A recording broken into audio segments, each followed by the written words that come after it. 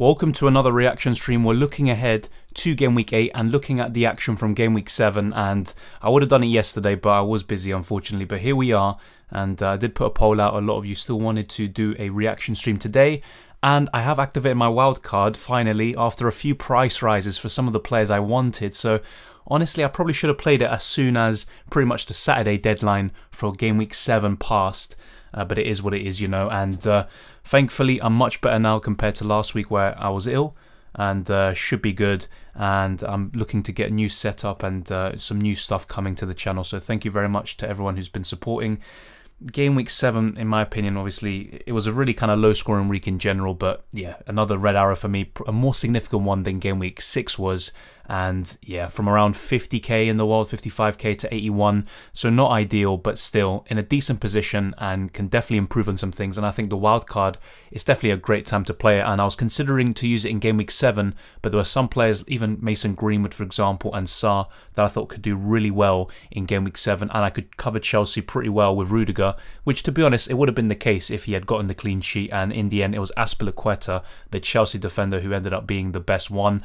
And yeah, obviously look, Sanchez and White pretty much got the bulk of my points before Salah ended up getting a 13-point haul. And this is the thing, I'm always kind of a more form over fixtures person, but this season I think I've been targeting the fixtures probably a bit too much, and that's why I've gotten some blanks for Ronaldo, back-to-back for the captaincy, and also Bruno Fernandes in Game Week 2.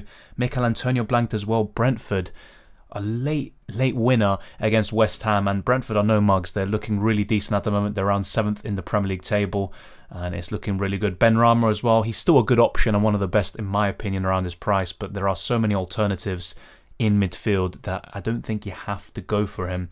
And yeah, honestly, the defense was very disappointing. Other than White and Sanchez, everyone else blanked. Ayling's obviously injured. Jota got a yellow card, and it's a very good thing that he blanked, because I had a feeling he could do something against City when I saw he was starting, which to be honest isn't a big surprise, but Firmino tends to play against Pep Guardiola's team, so that's why maybe that was a bit of a surprise to some people. But thank you very much to everyone who's joining in. I'll try to get through all of your questions, and obviously I appreciate it is a Monday evening, so it's good to see so many of you here. Lipuk says 39 points with a -4, wildcard activated, Game Week 15 can go to hell.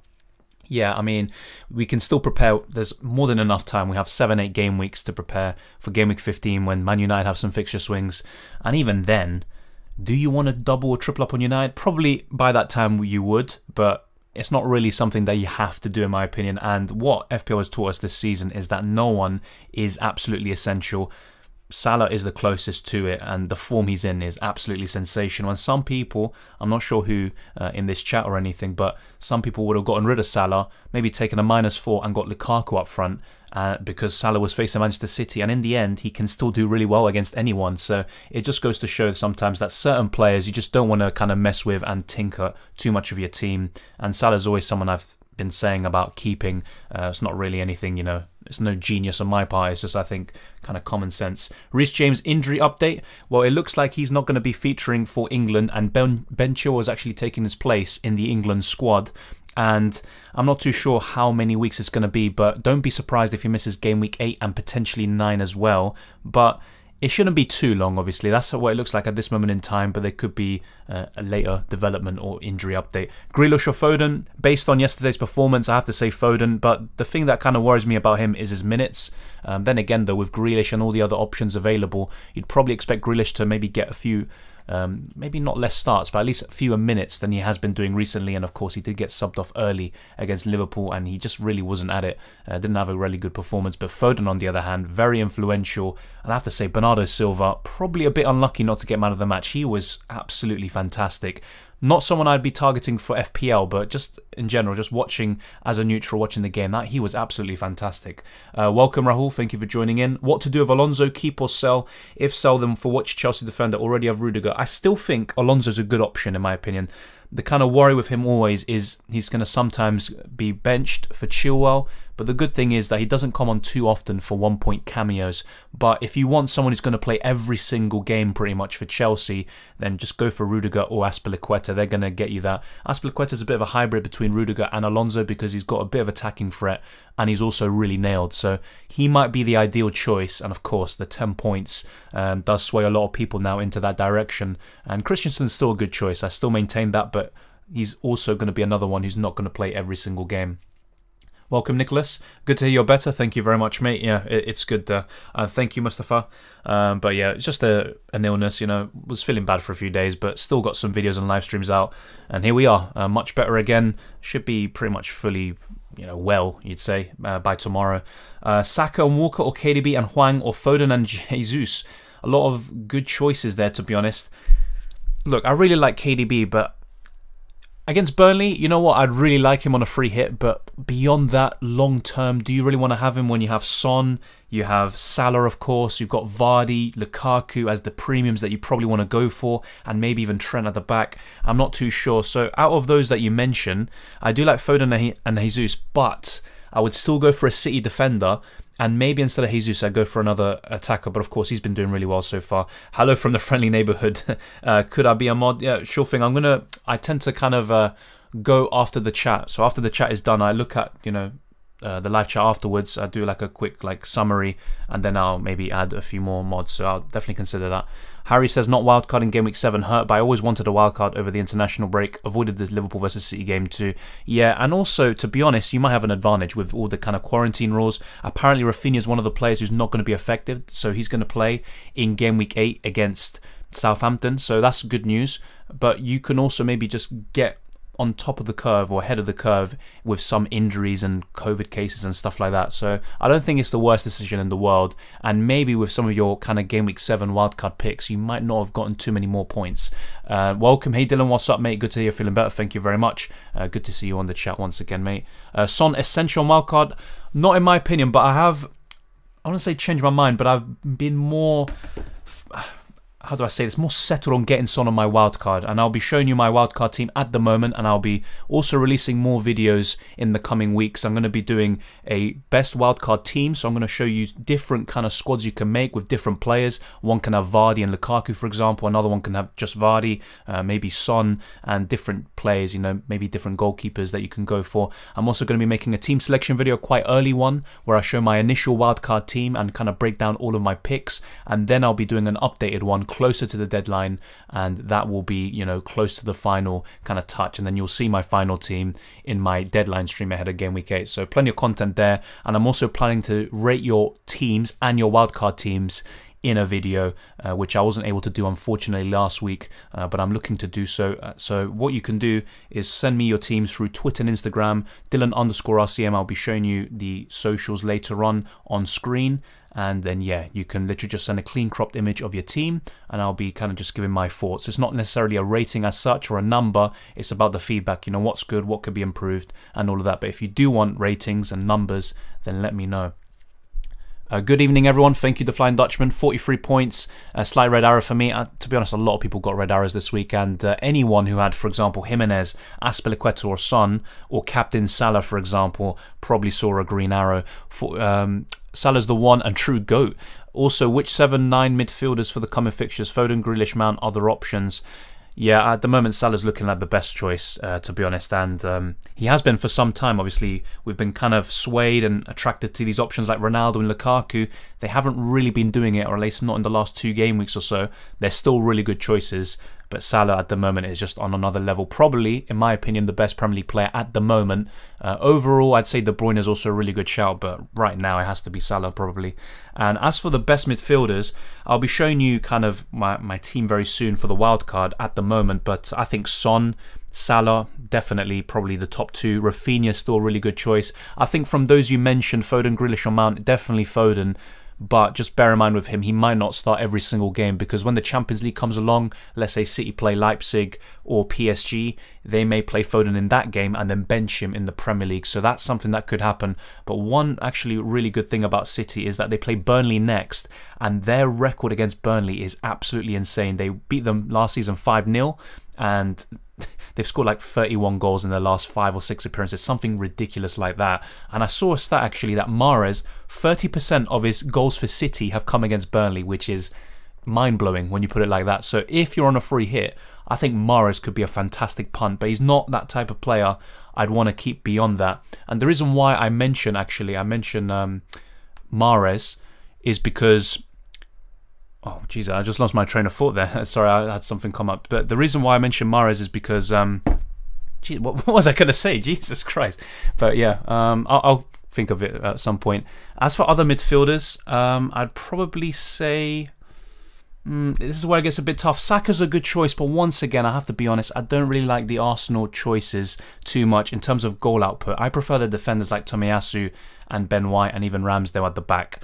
So Saka would be one of them, maybe even Smith Rowe's a cheap one. I have to say Townsend is really impressing me. Obviously, he scored against Manchester United. Not many people expected it, including me. A great celebration, by the way, but he's definitely one to look at. Even Doucouré, you know, he's still doing it. He's playing as a box-to-box midfielder, more advanced this season, and he, you know, Benitez is getting the best out of him. And there's also Gray, who's, even when he blanked in game week 7, but he still had a really good performance. So one of them is definitely, you know, really worth getting. But I'd say Townsend is the pick of the bunch.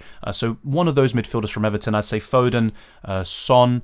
Obviously, Mahrez has a 1-week punt. Salah, of course, Rafinha.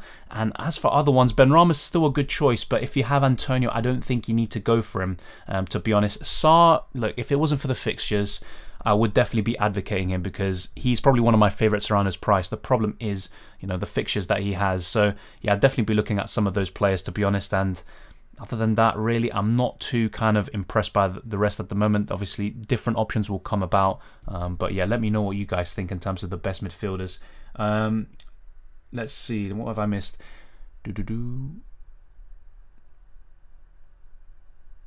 Oh yeah, I got Alonso for a good Chelsea differential and he didn't play. Should I replace him to Azpilicueta? Yeah, this is the thing. Look, if you just want someone nailed, then I would make the switch. But Alonso is still really good and more explosive, to be honest. That's what I think. Do you think Christensen will start the next few games for Chelsea? I think he will, but he's the type of guy to start maybe, you know, 3 or 4 out of 5 or 6 games. You know, he's not going to start every single game, but he's so cheap and he'll come off the bench, or he won't come off the bench for those 1-pointers. Antonio to Bamford or DCL, fit after international break. If you really want to get rid of Antonio, I'd probably be looking at... That's a tough one. I'd probably still go for Bamford because with DCL you can cover him with Townsend and one of these other players. But then again, you could say the same about Bamford and covering him with Rafinha. So it's a tough one. So far this season, DCL has definitely been better, but let's wait and see how he kind of recovers. Ronaldo hold for one more game week or get Lukaku in? I'd probably get Lukaku in, but to be honest, it's not like Lukaku has been setting, you know, the world alight at the moment. And Chelsea can still score plenty of goals without him being involved. But Ronaldo can still do well against Leicester, in my opinion. So you don't have to sell him. Leicester have looked really poor at the moment. Hola, mi hermano Dylan got 42 points. Salah and Ronaldo are carrying my team. Yeah, pretty much. Ramsdale, yeah. Ramsdale's looking like a really good choice at the moment. I'm still a bit concerned about Arsenal defence in general. Like, I'm not too sure if I would want Ramsdale starting every single week for me. But then again, you know, he's so cheap. He's 4.6 million. I still think he's a great choice. And Salah, yeah, he's just on another level at the moment. Best captain for Game Week 8? I think it's a simple one. I think it's Salah. I think Son could be a really good one, or even Kane against Newcastle. But I would definitely say Salah at the moment. Wildcard over, transfer out, Benrahma or Antonio first? I definitely keep Antonio over Benrahma. So yeah, that would be my answer. Next game week, best option, Cancelo or Grealish or both? I'd say Cancelo, to be honest. Despite what I said about Man City's record against Burnley, especially offensively, I'd probably say Cancelo, and he can still actually get some attacking returns. Would you swap Harvey Barnes for Foden and take a -4? Already brought in Cancelo for Digne. I think obviously if Foden starts, it could be worth it, but I'm not too sure about taking a -4. But I probably would, to be honest. Long term, I think it would pay off if Foden continues to start most of the games. Aspi and Jimenez saved my game week. Changed captaincy from Aspi to Ronaldo last minute. What, you had the captaincy on Azpilicueta? That would have been really bold. But either way, you know, still a good week. Obviously having those two. Double Chelsea or double City defense on the wild card. Up until game week 14. Definitely Chelsea, but looking longer term, up until, let's say, game week 25, then I would rather have Diaz and Cancelo. And you look at the underlying stats, Man City are far superior defensively so far this season than Chelsea, but both of them will keep the most clean sheets, in my opinion, then probably Liverpool. That's the way I see it. Play Sarr, Traore or Livramento, and bench 2, start 1. Ooh, that's a tough one, to be honest. I mean, let's actually look at the game week 8 fixtures. So Sarr does play Liverpool. And yeah, Traore does play Villa, but once again, I just don't really back him, to be honest. I'd be tempted by Livramento, but Leeds are pretty decent still, especially offensively. That's a tough one. I'd be tempted actually by Sarr a little bit, I'd probably go for him or Livramento. Hey Dylan, Smith Rowe or Gallagher? I still like Gallagher, but I prefer Townsend and some of the other options, you know, looking at how the first 7 game weeks have gone so far. So I'd probably recommend Townsend. He's still got some good fixtures, a bit mixed bag as a whole, but still like them. Let's see. Yeah, I'll try go through some of these older messages as well. So yeah, I appreciate the patience. I'm sorry for being a bit slow. Will you keep Sarr? No, I'm on a wild card and most likely I won't be. It's just the fixtures, you know. I like Sarr and look, I'm going to maintain this. I think at his price, he's one of the best in terms of the quality of player and FPL asset. But I just don't like the fixtures at all, and Watford are so inconsistent. Obviously, Ranieri's the new manager. Let's see how he does, and he could maybe get a bit of reaction out of the Hornets, but I'd probably wait and see first, and then when Sarr's fixtures turn for the better, probably look to get him back in. Who is better on the wildcard, Raya or Ramsdale instead of Sanchez? What do you think? Good question, really good question, and funny that you say that because when I'm doing my best wildcard teams video, both of them feature actually in different teams, and I think there's a case for both of them. I think Ramsdale's going to get more clean sheets. But then again, when you look at fixtures, you could argue that Brentford have better fixtures from now up until game week 19 than Arsenal, because there's a period around game week 11 or 12 where Arsenal face some really tough games. I think they have Liverpool and stuff like that. So let me actually double check for you. So Arsenal, really good fixtures up until game week 11, but then Liverpool away. Yeah, I mean, if Arsenal kept a clean sheet there, that would be a miracle. Then Newcastle home, that's pretty decent. Man United away, Everton away. Everton away isn't the hardest game on paper, but I could see Everton scoring 1 or 2 at least in that game. They're looking really good offensively this season. Southampton at home, could still concede there. West Ham at home is definitely not an easy game, and Leeds away.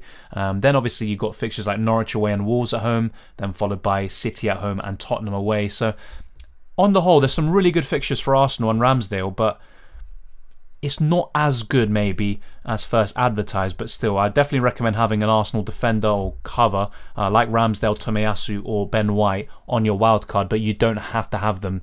I think Ramsdale will get more clean sheets, but Raya's probably going to get more save points. But then again, Raya's got the fixtures to really do well at the moment. Azpilicueta's a bargain player to choose. He is a good choice. I pick him in Fantasy, UCL and Premier League. I never regret to pick him. Yeah, in UCL Fantasy especially, he's 5 million in that game and there's ball recoveries, so definitely. The 4 guys I'm targeting for the next 4 weeks are Lukaku, Cancelo, Curtis Jones. He seems to be giving Liverpool the balance. Foden, Son. Anyone else I should look at? Curtis Jones is an interesting choice, and he got so many assists against Porto in the Champions League. I still probably wouldn't go for him, and I'd rather triple up probably with Trent, Salah. To be fair though, I can see why, because Mane is really expensive. You'd probably want to go for someone else. And Jota, I mean, he's not really as good of an asset as we hoped, or at least he hasn't been so far. But yeah, they're all good options. And once again, the same midfielders I mentioned before, Rafinha, Foden, as you say. Salah, of course, is a no-brainer. I don't think he comes into the equation. Mason Mount's an interesting one, but I'd still rather go for the Chelsea defenders, to be honest. But yeah, Mount is an interesting choice at least. Is Grealish a good pick? I think he's a decent one, but I would rather have Foden from City and even Ferran Torres if he starts, but that's the problem with Ferran Torres. He's not going to be nailed, and you know, even though he was starting the first few games, you know, he immediately lost his place afterwards. But I'd rather have Foden, and if not, maybe just invest even more money and upgrade Grealish to a Son. I lost all my money to Mahrez. Yeah, Mahrez, he actually kind of burned a lot of people towards the beginning of the season, but he can do really well in game week 8. Hey Dylan, would you wildcard this team? Azpilicueta, Cancelo, White, Sarr, Rafinha, Salah, Grealish, Antonio, Maupay, Ronaldo. I don't think you have to.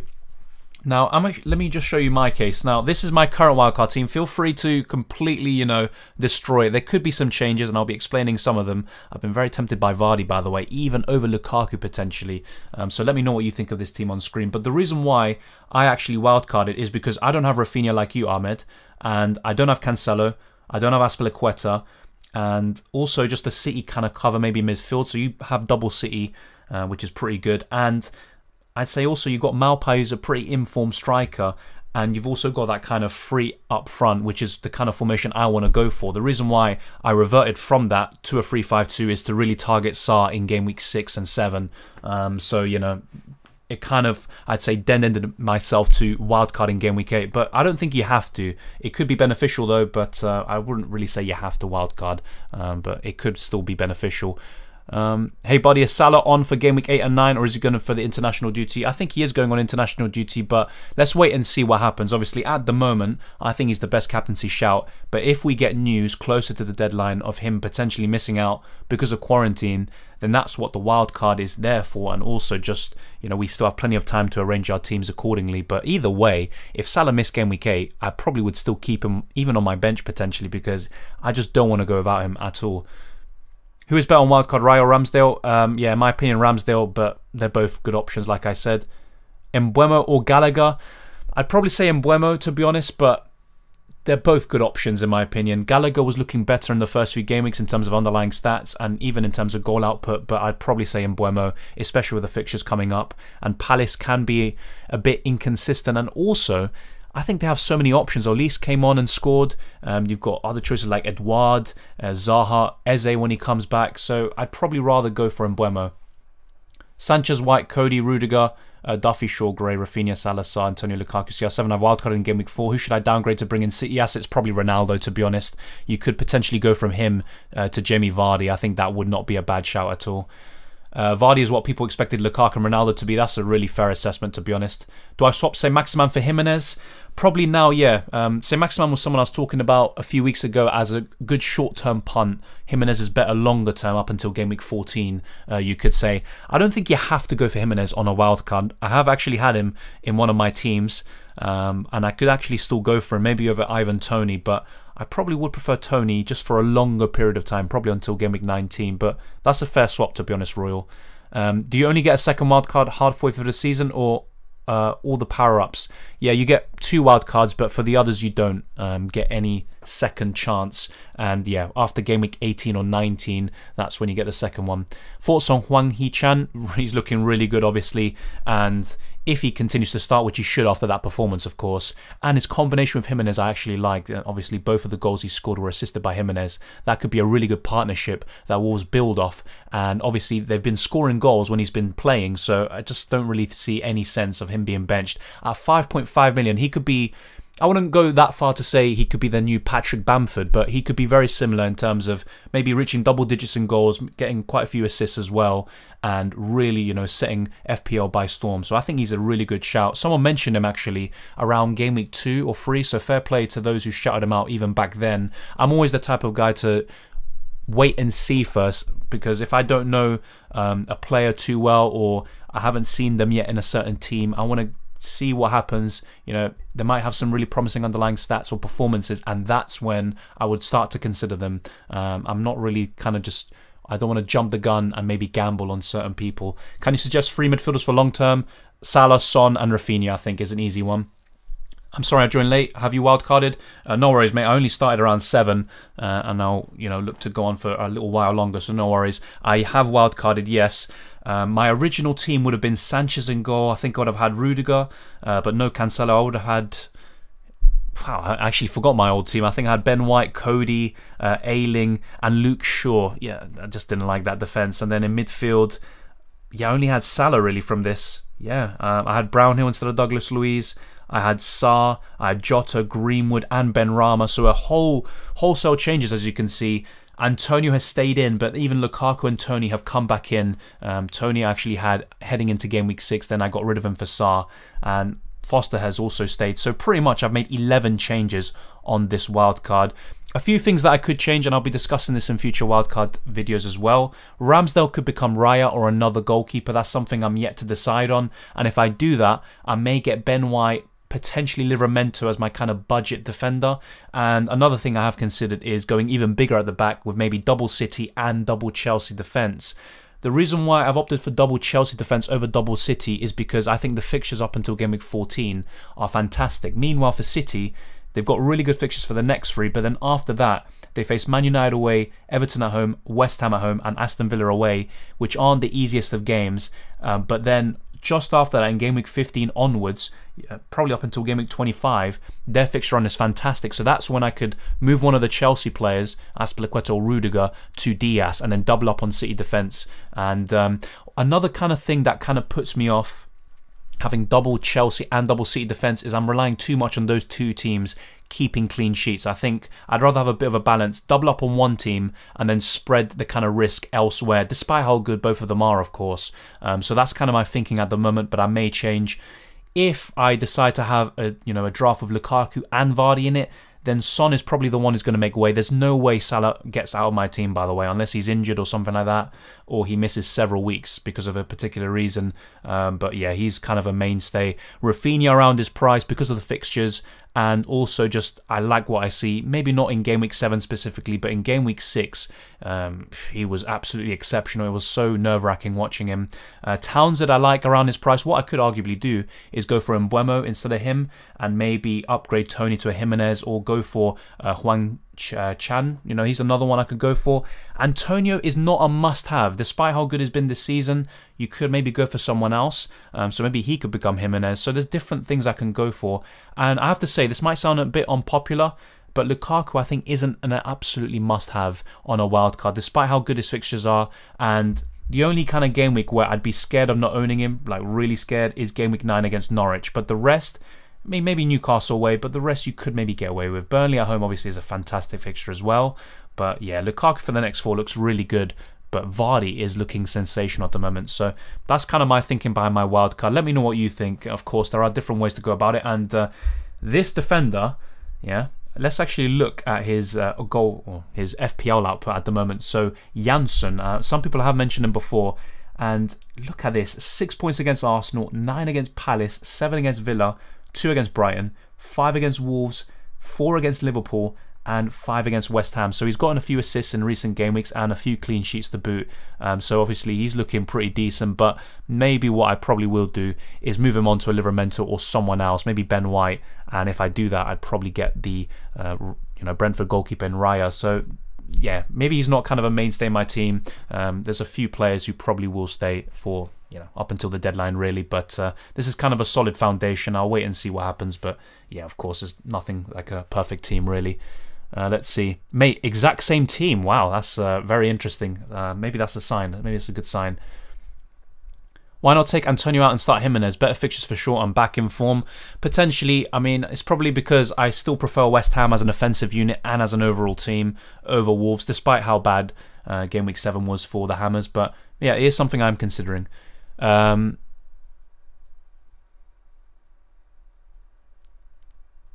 What do you think it is worth to -4 before Game Week 9 to bring one of them, but instead of Sanchez, as Brighton fixtures get tough soon? I don't think you have to take a hit for a goalkeeper. I think that's just way too risky. And unless they save a penalty and keep a clean sheet and get bonus points, it's just not going to pay off. Long term, it could be, but a free transfer is enough on a goalkeeper. I wouldn't be taking a hit for them. Carry over the transfer and do CR7 plus SAR to Lukaku, Townsend, and Silva. Thoughts? I think that's a really smart play. I'd probably do that potentially. And if not, you could just do CR7 to Lukaku and then SAR to Townsend next week, or vice versa. What do you think about double City defence or Chelsea defence? Up until Game Week 14, I preferred Chelsea for sure, but beyond that, up until Game Week 25, definitely City for me. Ronaldo to Jimenez or Vardy? I would rather have Vardy out of the two. Just the form he's in. He's a top goal scorer in the Premier League alongside Salah. And Leicester, what has put me off Vardy really, and he's always kind of an unattractive pick for a lot of people. I mean, apart from his price point, it's how bad Leicester have been, but he's still doing really well. And with Iheanacho starting as well, I think that's just going to benefit Vardy even more. So yeah, Jimenez is a really good option, potentially better value than Vardy, but I really like Vardy, to be honest. Hi Dylan, love your content. Would you wildcard this team? Sanchez, Aspi, Rudiger, Duffy, Veltman, Salah, Fernandes, Benrahma, Rafinha, Antonio, Bamford, Jimenez. Have Torres too. That's a good team, to be honest, but you could potentially wildcard that. Maybe it's a matter of timing, because you have double Brighton defence against Norwich, which could be really good and a nice differential. You've got double Chelsea defence already. Actually, you've got triple Brighton defence. So you could potentially, if you really back Brighton to beat Norwich and keep a clean sheet, you could maybe hold off for another week and then wildcard. But I think the time to wildcard is coming for you, especially if you want to bring in a Vardy, a Son, a Ronaldo, or a Lukaku. Probably one of the others instead of Ronaldo. But yeah, I think Game Week 9 is potentially the one you could wildcard in. Best to forget about old teams quickly anyway. Yeah. Start. What if Jota got a hat-trick versus Watford? Might start. Yeah, I mean, I would still rather... Well, I still think that Liverpool can spread the goals. Mane, Salah, even Curtis Jones or one of the other players. Jota, of course, can do well. And I think if he starts, he will score against Watford. But then again, it could be Firmino starting. You can't have everyone, unfortunately. I think longer term, I'd definitely rather have Rafinha, Heung-min Son and Salah. Then when you look at the others, yeah, like Townsend... obviously, if I could, I'd probably rather have Jota. But at the moment, Townsend has been better. Christensen is a hold or sell. I think if you have enough defensive depth, I'd probably keep, to be honest, because he's, like I always say this about him, I don't want to sound like a broken record. If he doesn't start, he's not going to come on for a one-pointer. And then if you have someone else on the bench like Ben White, I think that's, perfectly reasonable. Thoughts on going Veltman over Duffy? I would probably still rather have Duffy, but of course Veltman is looking decent. I think he gets too many yellow cards though. He got one against Arsenal as well, but I'd probably rather have Duffy. Thoughts on Armstrong? I've talked about him before, and I think long-term in terms of the fixtures, he looks pretty decent. But so far this season, he hasn't really shown much from an FPL perspective. He's gotten a few goals and assists, but no bonus points when he has gotten those attacking returns, which is a bit worrying. When you have a player like Jimenez, for example, if Wolves score... and if they win or draw, Jimenez tends to get the bonus points. You want those sorts of players, the talisman, who they could get easily 7-8 points with just one attacking return. With Armstrong, he could be that in the future, but I'm yet to see it. And honestly, I would rather have Ivan Toney for just a little bit more. I think Brentford are a better team than Southampton at the moment, and also Toney just is a better asset, so I'd probably go there instead. Keep Jota. If you're not wildcarding, then I'd probably keep him for another week. But if you're on a wildcard, you can still have him, by the way. And I'm considering getting him in. I'm not losing any value by taking him out and bringing him back in. I might do that myself. But at the moment, I'd rather have these sorts of players. Thoughts on Mason Mount? I talked about him before. I think he's a decent choice. But I think there's just too many other midfield options at the moment, like Gallagher, Townsend, Son, Salah, Rafinha, Jota even. That I don't think you have to have him. And also, you'd probably rather have the defenders and probably Lukaku. Why not Jimenez? Because you can't have everyone, unfortunately. In terms of, well, you could say form and also fixtures, maybe him over Antonio, but over the whole season, Antonio's been far better than Jimenez. But of course, it's good to see Jimenez back. It gives you a real headache and option. And like I already said, there's a few kind of spots in this team which are up for grabs. Jimenez could come in, even Chan as well from Wolves. So let's wait and see. Decent team: Sanchez, Cancelo, Rudiger, Spilicueta, Son, captain Salah, Rafinha, Saka, Rodrigo, Ronaldo, Hwang for Game Week 8. It looks really good, to be honest. Maybe Ronaldo out, he costs too much. I agree, to be honest, yeah. I think looking at the fixtures, looking at United's form as well, you can go without him. He might do really well, get a double-digit return in one of these games, but I think Vardy, Lukaku, and just even having Son in midfield is probably better.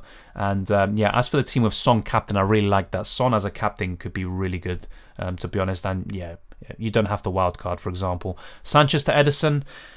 I can see why some people want Ederson, and you can have Cancelo or Diaz in the defence and Ederson at the back. But still, I think if you look at in terms of points scored, and this is kind of a trend that's always been in FPL, you always find these kind of 4.5, 5 million keepers who do just as well, if not better, than the 6 million keepers. And they can get bonus points more easily, they make more saves. And in terms of clean sheets, last season we had Martinez who kept 15 clean sheets, and he can keep up and surpass Ederson. So I don't think you have to go for him. I think Sanchez is fine, especially when he's facing Norwich. And then, if you want someone for the long term, maybe go for Ramsdale or Raya. Who is the current best player in the world, Dylan? Well, I still think Messi, but in terms of form, it has to be either Salah or Lewandowski, probably one of them, to be honest. And Haaland, obviously, is another one who's an absolute, every single game he scores. But still, for me, the best player in the world is definitely Messi. Do you think it's worth the hit to do Wood to Hwang Hee-chan and Christensen to Aspilicueta? That's a tough one. I'd probably say yes. I think it is worth it. Diaz out for Shaw or Lukaku out for Ronaldo? Oh, I wouldn't be getting rid of Diaz. I'm assuming you're saying Shaw out for Diaz. I would rather get rid of Shaw and get Diaz in than get Lukaku. You can always do that next week. So I'd probably prioritise getting rid of Shaw first and getting Diaz. Is bringing in Foden, Townsend, Rudiger worth a -8? Honestly, I'd rather just keep it to a -4 if possible. I think a -8 might be too much. Long term, it could pay off, but if you can find a way to limit the hits, I think it's just beneficial in the long run, so probably not. Vardy only a good FPL asset when playing non-top 4 teams. Also, Jesus could be good differential forward in my opinion. I don't really agree. Maybe in recent seasons, Vardy hasn't done as well, but his overall record against the top 6 is fantastic. Against Arsenal, he pretty much has a goal every game. Against Liverpool, at least in, you know, probably the years before Van Dijk and all of that, he had an exceptional record against them. Even against Chelsea, he gets a few goals, but that's probably the team he struggles against the most. United, another team he has a good record against. City as well. Last season, he did exceptionally well in the 5-2, so I don't necessarily agree with that. I think he's a good choice. Taking a hit, -4 to get double City defense, it's okay. Long term, I think yes, I think it's okay. -4 for Son. Just bear in mind with Son, and this is something I've taken into account because I'm thinking of bringing him in. He's got a few tough fixtures after game week 8. West Ham away, Man United at home, and Everton away. But I still think he can do well in all of those games. And this is the thing, you know, I was talking about Spurs and Son before.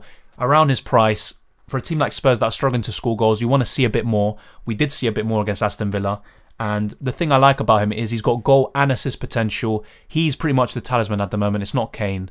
And if Spurs score, it's most likely, you know, going to be down to Son, and he gets the bonus points. He is a bonus points merchant, really. And in terms of double-digit returns, he's already got 3 this season, and since last season, I think he's got the most alongside Bruno Fernandes. So, yeah, that's something I really like about him, and he's very consistent. So, yeah, and also his ownership. I mean, last season he was around 60%, which is crazy when you compare it to how he is now. But yeah, he's a fantastic choice.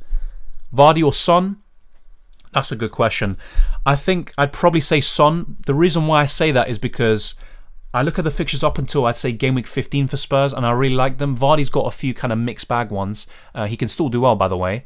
But up front, you can still go for other players. And what I mean by that is, you know, in midfield, yeah, there are more choices. I will admit that. But there aren't too many reliable choices like Salah. I think Son will probably be the 2nd or 3rd highest scoring midfielder this season, especially with Bruno Fernandes not really being as good of an option nowadays. So I'd rather go for Son. I think he's just so reliable and consistent. But Vardy is still a really good choice. I don't think it's easy, you know. I made it sound easy there. It's probably like a 55-45 decision, maybe 50-50. I just would prefer Son. Also, the extra point for you know, the goal and the clean sheet. But Vardy is a great choice too. I'd love to have both of them and Lukaku potentially. Thoughts on Alonso? I think if you have enough defensive depth, just like with Christensen, I would still keep. I wouldn't be taking hits to get rid of him. But at the moment, it is looking like Azpilicueta and Rudiger are the best, you know, Chelsea defenders you can go for. But I still like Alonso. I still like Christensen. And I talked about this before, you know, after what happened in the Champions League against Juventus, that's what started putting me off Alonso, because I was actually considering getting him in against Southampton and potentially on my wild card. But after that, that already put me off. And then obviously the weekend against Southampton, Chilwell played, he scored. That puts me off even further. Sarterson for a -4, I'd go for that, George. I'd go for it. Do you plan on getting Trent if fit? This is the thing with Trent, though. He's got some tough fixtures coming up from a defensive point of view, but he is someone that I've obviously, you know, thought about. And one of the kind of weaknesses with this wildcard team is there's not a clear way, for example, to do Lukaku to Ronaldo, or one of my defenders to Trent Alexander-Arnold. So that is something I'm considering. So let me actually check my budget. Yeah, I've got exactly nothing in the bank, and my squad value is 100.8. So I actually lost quite a bit of squad value because, you know, players like Benrahma I got in around 6 or 6.1 million, and yeah, you know, in the end he went up to 6.6. I lost a lot of value there, for example. So yeah, that is kind of a weakness here.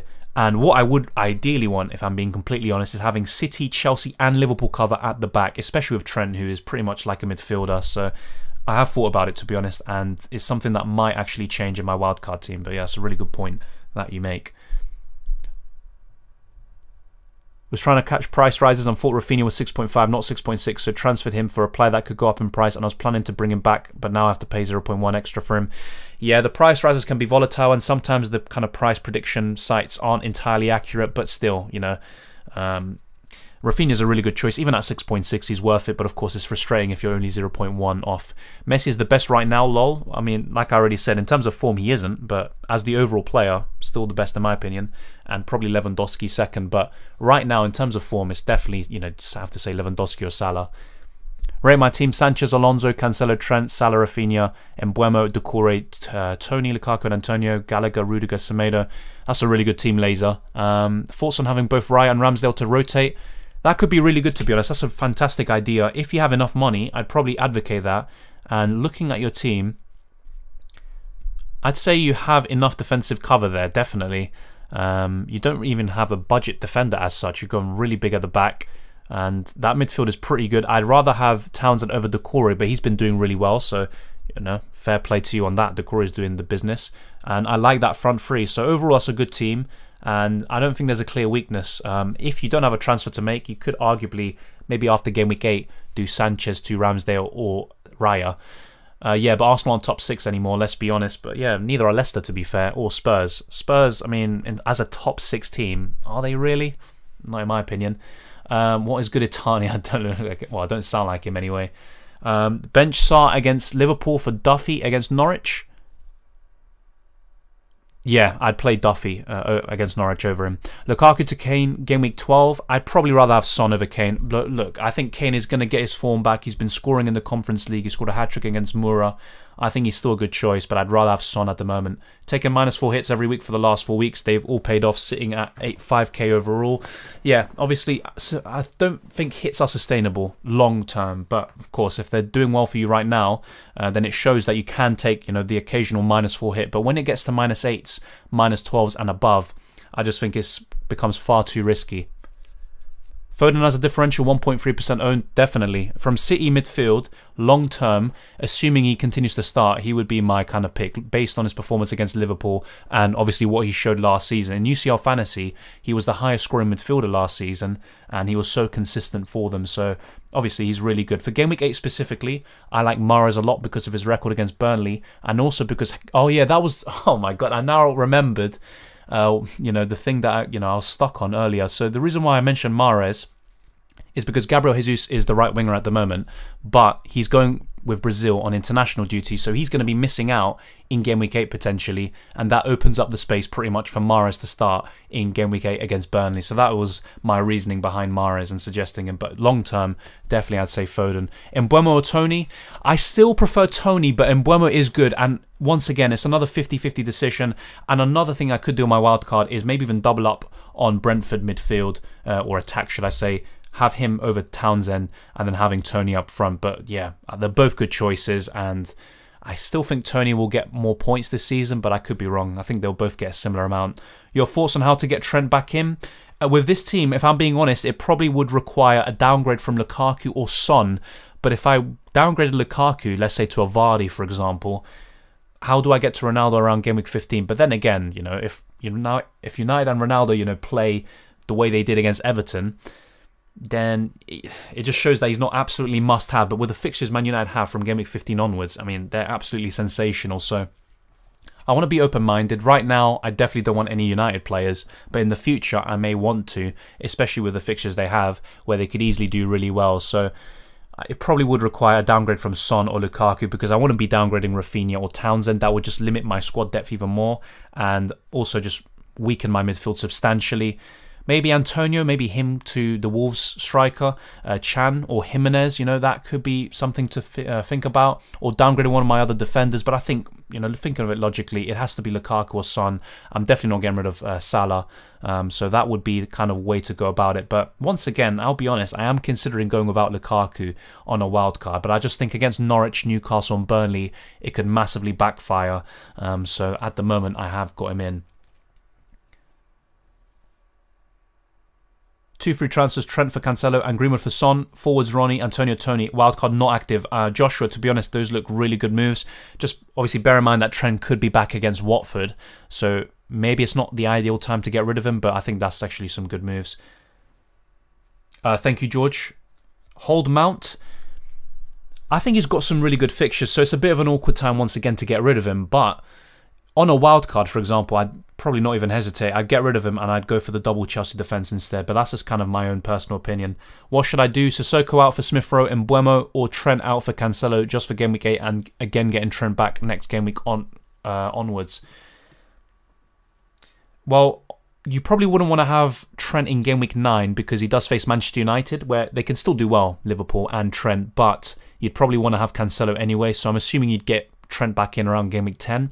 I probably would rather, get rid of Sissoko and go for Mbeumo, especially if you don't have enough kind of cover or depth in your midfield and attack. So that's what I'd probably go for. I forgot Marcel FPL, and I still have my wild card. Yeah, Marcel's another one, but I'm looking at Wolves defensively and very inconsistent in terms of clean sheet returns and not really too impressed by the underlying stats defensively. I'd rather go for a Brighton defender like Duffy or even just someone really cheap like Livramento or Ben White, and then obviously Liverpool defenders like Trent, Chelsea defenders and City. Those are the ones I want to target. So yeah, that's why I've not really thought about him, but he's still a good choice.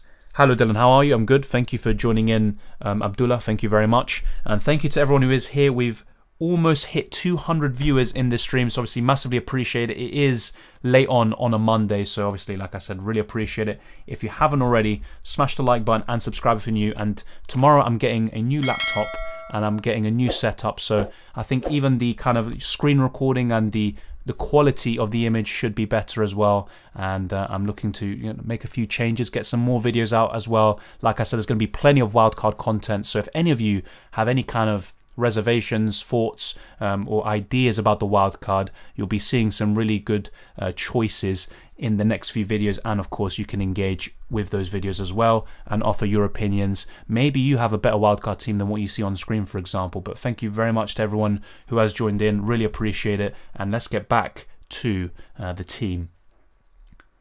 Thank you, the Flying Dutchman, and yeah, obviously I encourage any of the mods, if you think someone is spamming the chat too much, then you can put them on timeout and all of that. Messi or Ronaldo? Look, I prefer Messi. I've always said this, but I'm not gonna. Whenever I've said that, some people take it as I'm a Ronaldo hater or something like that. Obviously, it's down to opinion. I'd rather have Messi, but they're both really good players. Who should I sell between Gray or Sarr? I would sell Sarr because Gray has some decent fixtures still. Thoughts on Chilwell? I would still avoid him because Tuchel, what he likes to do since he's come at Chelsea is kind of rotate between the left backs. So one game will be Alonso, the next will be Chilwell, and it depends if there's Champions League or another competition. So honestly, I'd probably avoid him. I would go for Azpilicueta, Rudiger, Christensen. Alonso he's kind of gone down the pecking order for me. Obviously, the first 6 game weeks of the season, he was probably the best Chelsea defender you can go for, but it was never going to be sustainable, I guess. Benrahma, Grealish, Antonio, keep all, no wild card left. I don't think it's necessarily a bad thing to keep all of them, but I'd probably get rid of Benrahma, maybe go from him to Rafinha, for example. As for Grealish, I would rather have Foden and maybe one of the other kind of choices in midfield, maybe even invest more money and get someone like Son. But yeah, I think Antonio's fine. You don't have to get rid of him. Is it a good choice to double up Brighton defence against Norwich? I think so, but if I was on a wild card, I wouldn't be, getting Sanchez and Duffy because in a few game weeks' time, the fixtures turn for Brighton. But I think for game week 8 specifically, for example, if you're, free hitting, I think it could be really good. I might sound deluded, but I prefer Lewandowski over Ronaldo. I think over the whole career, Ronaldo's definitely the better player, but last 2 years, I have to say Lewandowski's probably the best player, or second best player in the world, so I agree, to be honest. His goal output is absolutely insane, and they're both quite similar. They're both the goal scorers of their team, and they do offer a bit else, other than the goals they score, especially with Lewandowski with the dribbling, the hold-up play, the link-up with the wingers, and just the havoc he causes defenders. He's kind of an all-round striker. He's quick, he's strong, he's mobile. But yeah, obviously, historically, Ronaldo's definitely better. Is Trent going to play this game week? It's not confirmed at all, but I think he will. And if not, he should be back for the Manchester United game in game week 9. Surprised you don't have Livramento. He has great fixtures, including Norwich until game week 13. Once again, it's something I am considering. The reason why at the moment I've gone for Duffy is because I prefer Brighton defence. But then again, if I'm being completely honest with you, Livramento isn't someone I'd be playing much anyway, even when he has those really good fixtures against Norwich, for example. Because I look at my other defenders, I'd probably be playing them most of the time. And, to be honest, maybe instead of this Brentford defender who's been really good, by the way, I'd definitely recommend him, or at least considering him, Janssen. He could become Livramento, for example. So I will definitely think about it. And I have to say, if anything does change from this team, it'll probably be regarding Son, Lukaku, or one of those defenders and goalkeeper combinations. But yeah, definitely, Livramento is in my thoughts, but I don't know if I'd even play him when he has those good fixtures. Welcome, Jose. Thank you for joining in. Rate my team: Sanchez, Trent, Rudiger, Christensen, Salah, Sarr, Rafinha, Benrahma, Jimenez, Antonio, Ronaldo. It's a good team. I think looking long term up until game week 15, you can move Ronaldo onto Lukaku or Vardy, pick any of them. You've already got Jimenez, so I wouldn't obviously say do Antonio to Jimenez or go for Chan. I think having one Wolves attacker is fine. Benrahma you could possibly get rid of, maybe for Townsend. That could be a good choice. Same with Sarr, to be honest. So yeah, one of them could become Townsend, for example. Saka is still a decent choice, but I'm not too sure about him as a consistent FPL asset. Sanchez is looking good for the next few game weeks, but then beyond that, maybe you'd want to get a Ramsdale or a Raya. Trent is fine. He should be back by game week 8, if not game week 9. Rudiger and Christensen, pretty decent. As long as you have defensive cover, you have a Livramento, a Ben White, or a Duffy on your bench, you should be fine. But otherwise, I'd obviously rather have Azpilicueta over Christensen, but that would require obviously money elsewhere. Thank you very much to the Flying Dutchman for becoming a member as well. Really appreciate it, and obviously a really good mod as well. So thank you, the Flying Dutchman. Obviously you didn't have to, but massively appreciate it, and obviously thank you for always tuning in. Hold Pookie. I'd probably sell him, to be honest, because he can still do well occasionally, but he's not someone who's going to deliver for you consistently. Odegaard or Smith Rowe. I'd probably say Smith Rowe, but I'm not too... honestly, look, for around that price, I go for Townsend, even Decore, Gray, or someone else, to be honest. I wouldn't go for him. Mbeumo's another one. So Townsend or Mbeumo instead of one of them. But if you had to pick from those Arsenal players, I'd go for Smith Rowe. Benrahma for Torres and Grealish for Rafinha.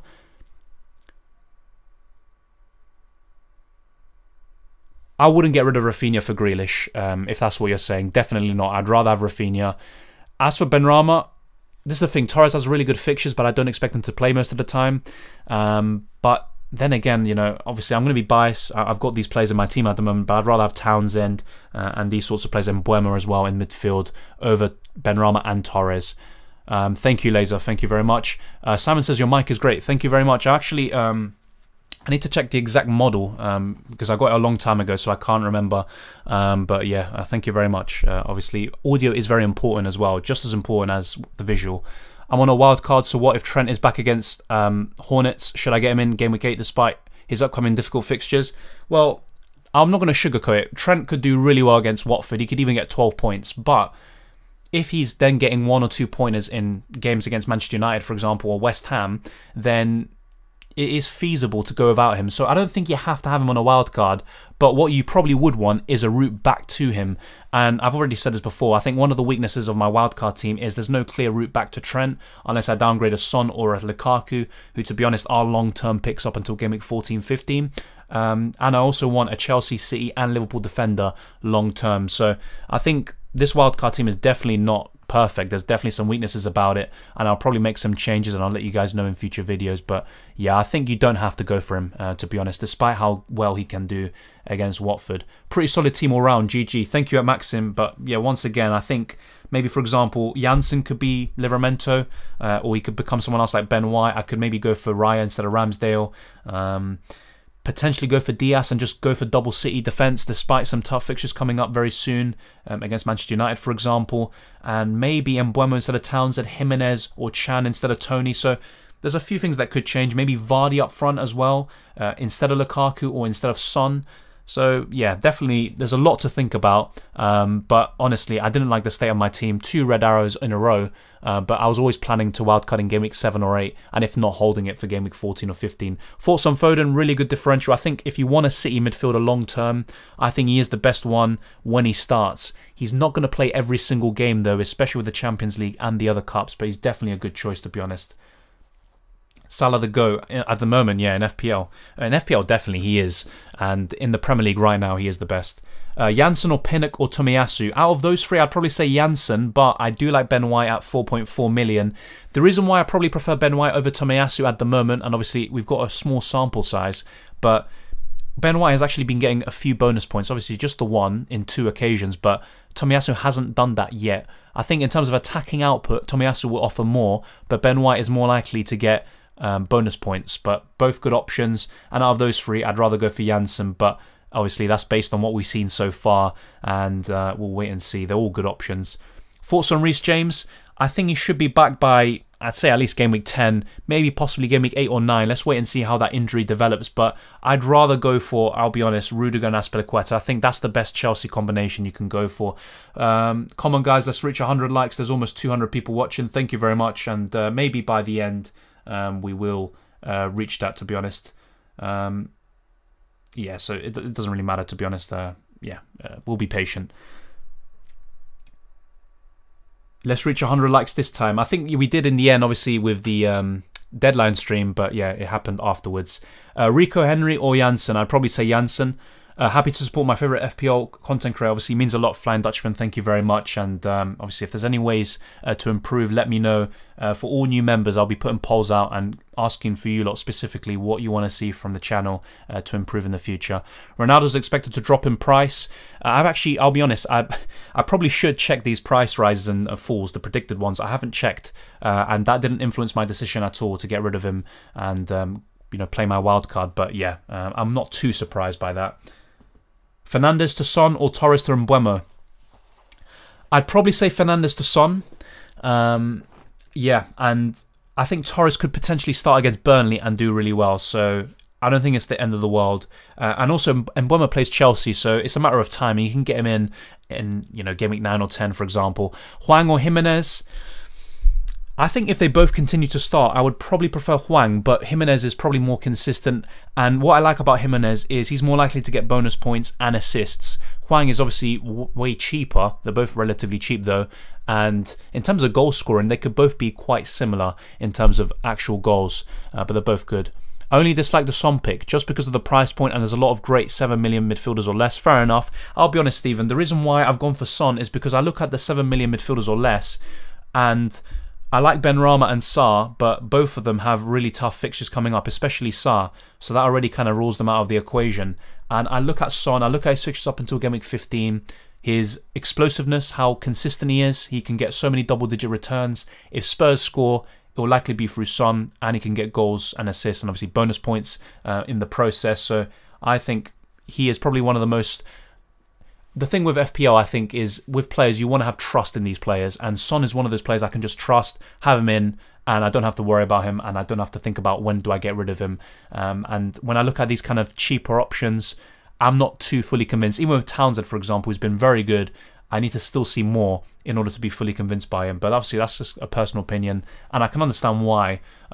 Probably before, I'd say the Arsenal game and obviously the Villa game, I would have probably said maybe I'm not going to go for Son, especially with how poor Spurs have been. But yeah, I'll wait and see, to be honest. But yeah, it's really just those games where Spurs haven't been scoring. That's where Son has been blanking. But obviously, let's wait and see.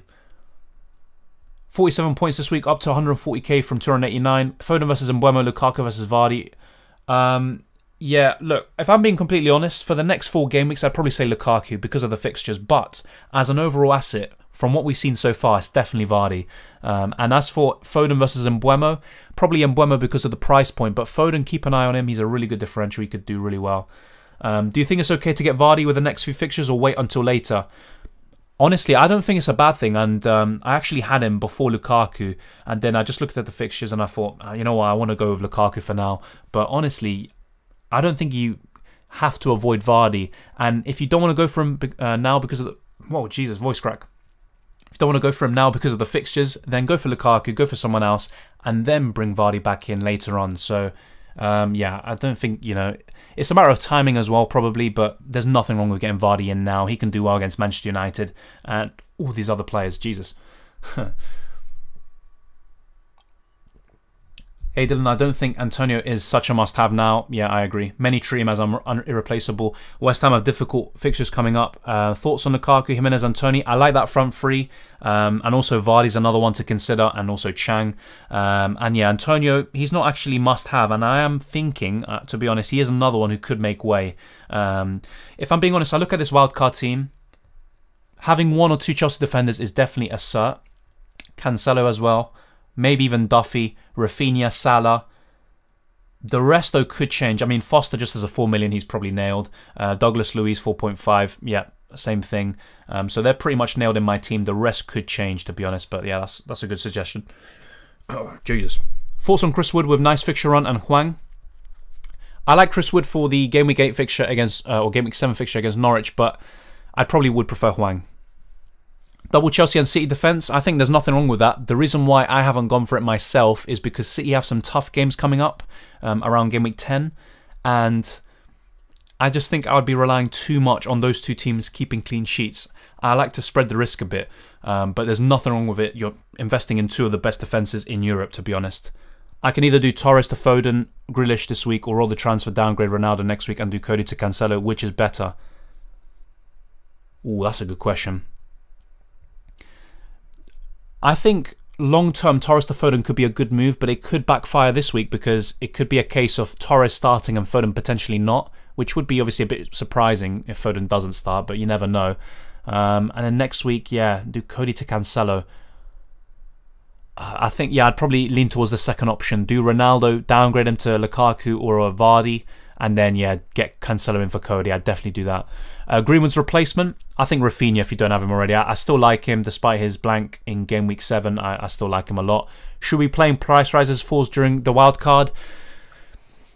I'd say so. You know, try not to have players that are definitely falling in price, but I wouldn't be constantly changing players just to have, you know, getting on top of price rises. Remember, for a player to rise in value for your own team, they need to increase by 0.2 million in order, you know, for it to increase by 0.1. So, yeah, honestly, it's just a matter of, you know, avoiding players on your wildcard who are going to be dropping in price. Other than that, I wouldn't really think about it too much. Price fall accuracy is low, I agree, to be honest. Thank you, Laser, for moderating the chat. Foden or Grealish? Probably Foden, but Grealish is slightly more nailed in my opinion from what we've seen so far. Best replacement for Greenwood to at least Game Week 13? Definitely Rafinha for me. Varane, Rudiger, Matip, Cancelo, Reguilon, Dallas, Benrahma, Greenwood, Salah, Rafinha, Ronaldo, Cucho. Any suggestions? I would consider Hwang up front potentially. Ronaldo to Lukaku or Vardy. I like Rafinha and Salah a lot. Maybe Greenwood and Benrahma could become, for example, Townsend or Mbeumo. Maybe both of them can come in. Dallas is another one. Yeah, I'm not too really convinced by him, so he's another player you could get rid of. Maybe you could downgrade him to a 4.5 million midfielder and then get a third striker, for example. And as for your defence, I like it, but once again with Matip, I think he's going to occasionally be benched and he is injury prone.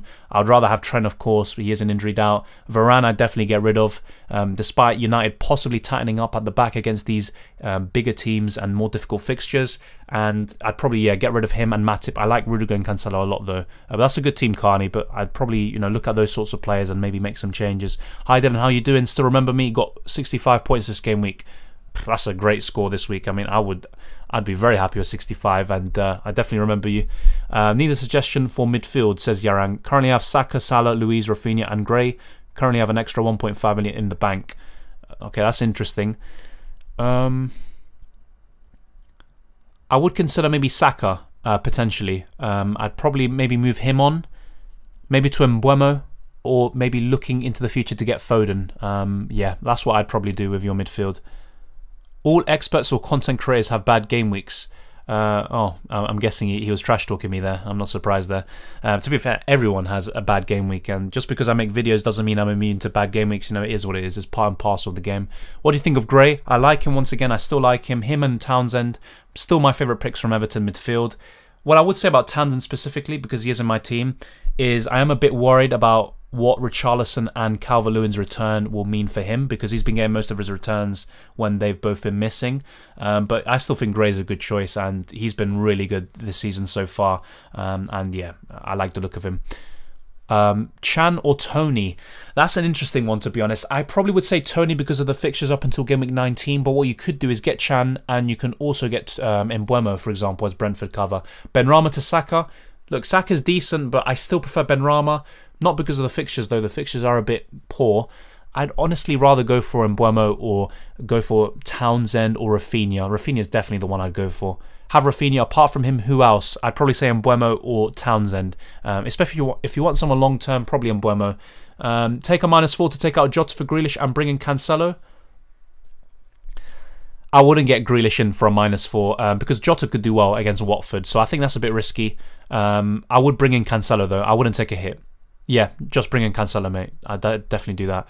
Is this coming week international break? Yes, it is, mate. We've got this week and next week international break. So in 12 days, the Premier League returns. So yeah, we've got international break. Hey Dylan, should I sell Christensen or bench Sarr? Planning on benching Sarr, but want your thoughts. Great question. Thank you for joining in, Shivan. I'd probably bench Sarr, to be honest, but yeah, with Christensen, once again, if you have enough defensive cover, he's still a really good choice. But if you only have 3 or 4 and you don't really have good options on the bench to cover for your team, then that's where I would consider selling Christensen and getting an Azpilicueta or someone else. Wouldn't make any early transfers when not on a wild card. Yeah, agreed, Flying Dutchman, definitely, especially with international break and even with Champions League when that happens. I have 1 free transfer. Should I transfer Ronaldo due to price fall?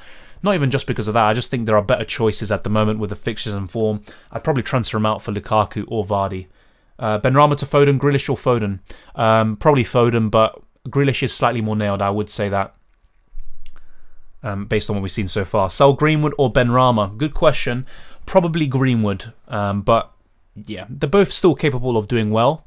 Greenwood could still do a decent job against Leicester, but I'd probably sell him first. Is Mahrez a good pick against Burnley? Definitely. If you are looking for a 1-week punt or a free hit, go for Mahrez. But let's say, for example, he plays, he does really well.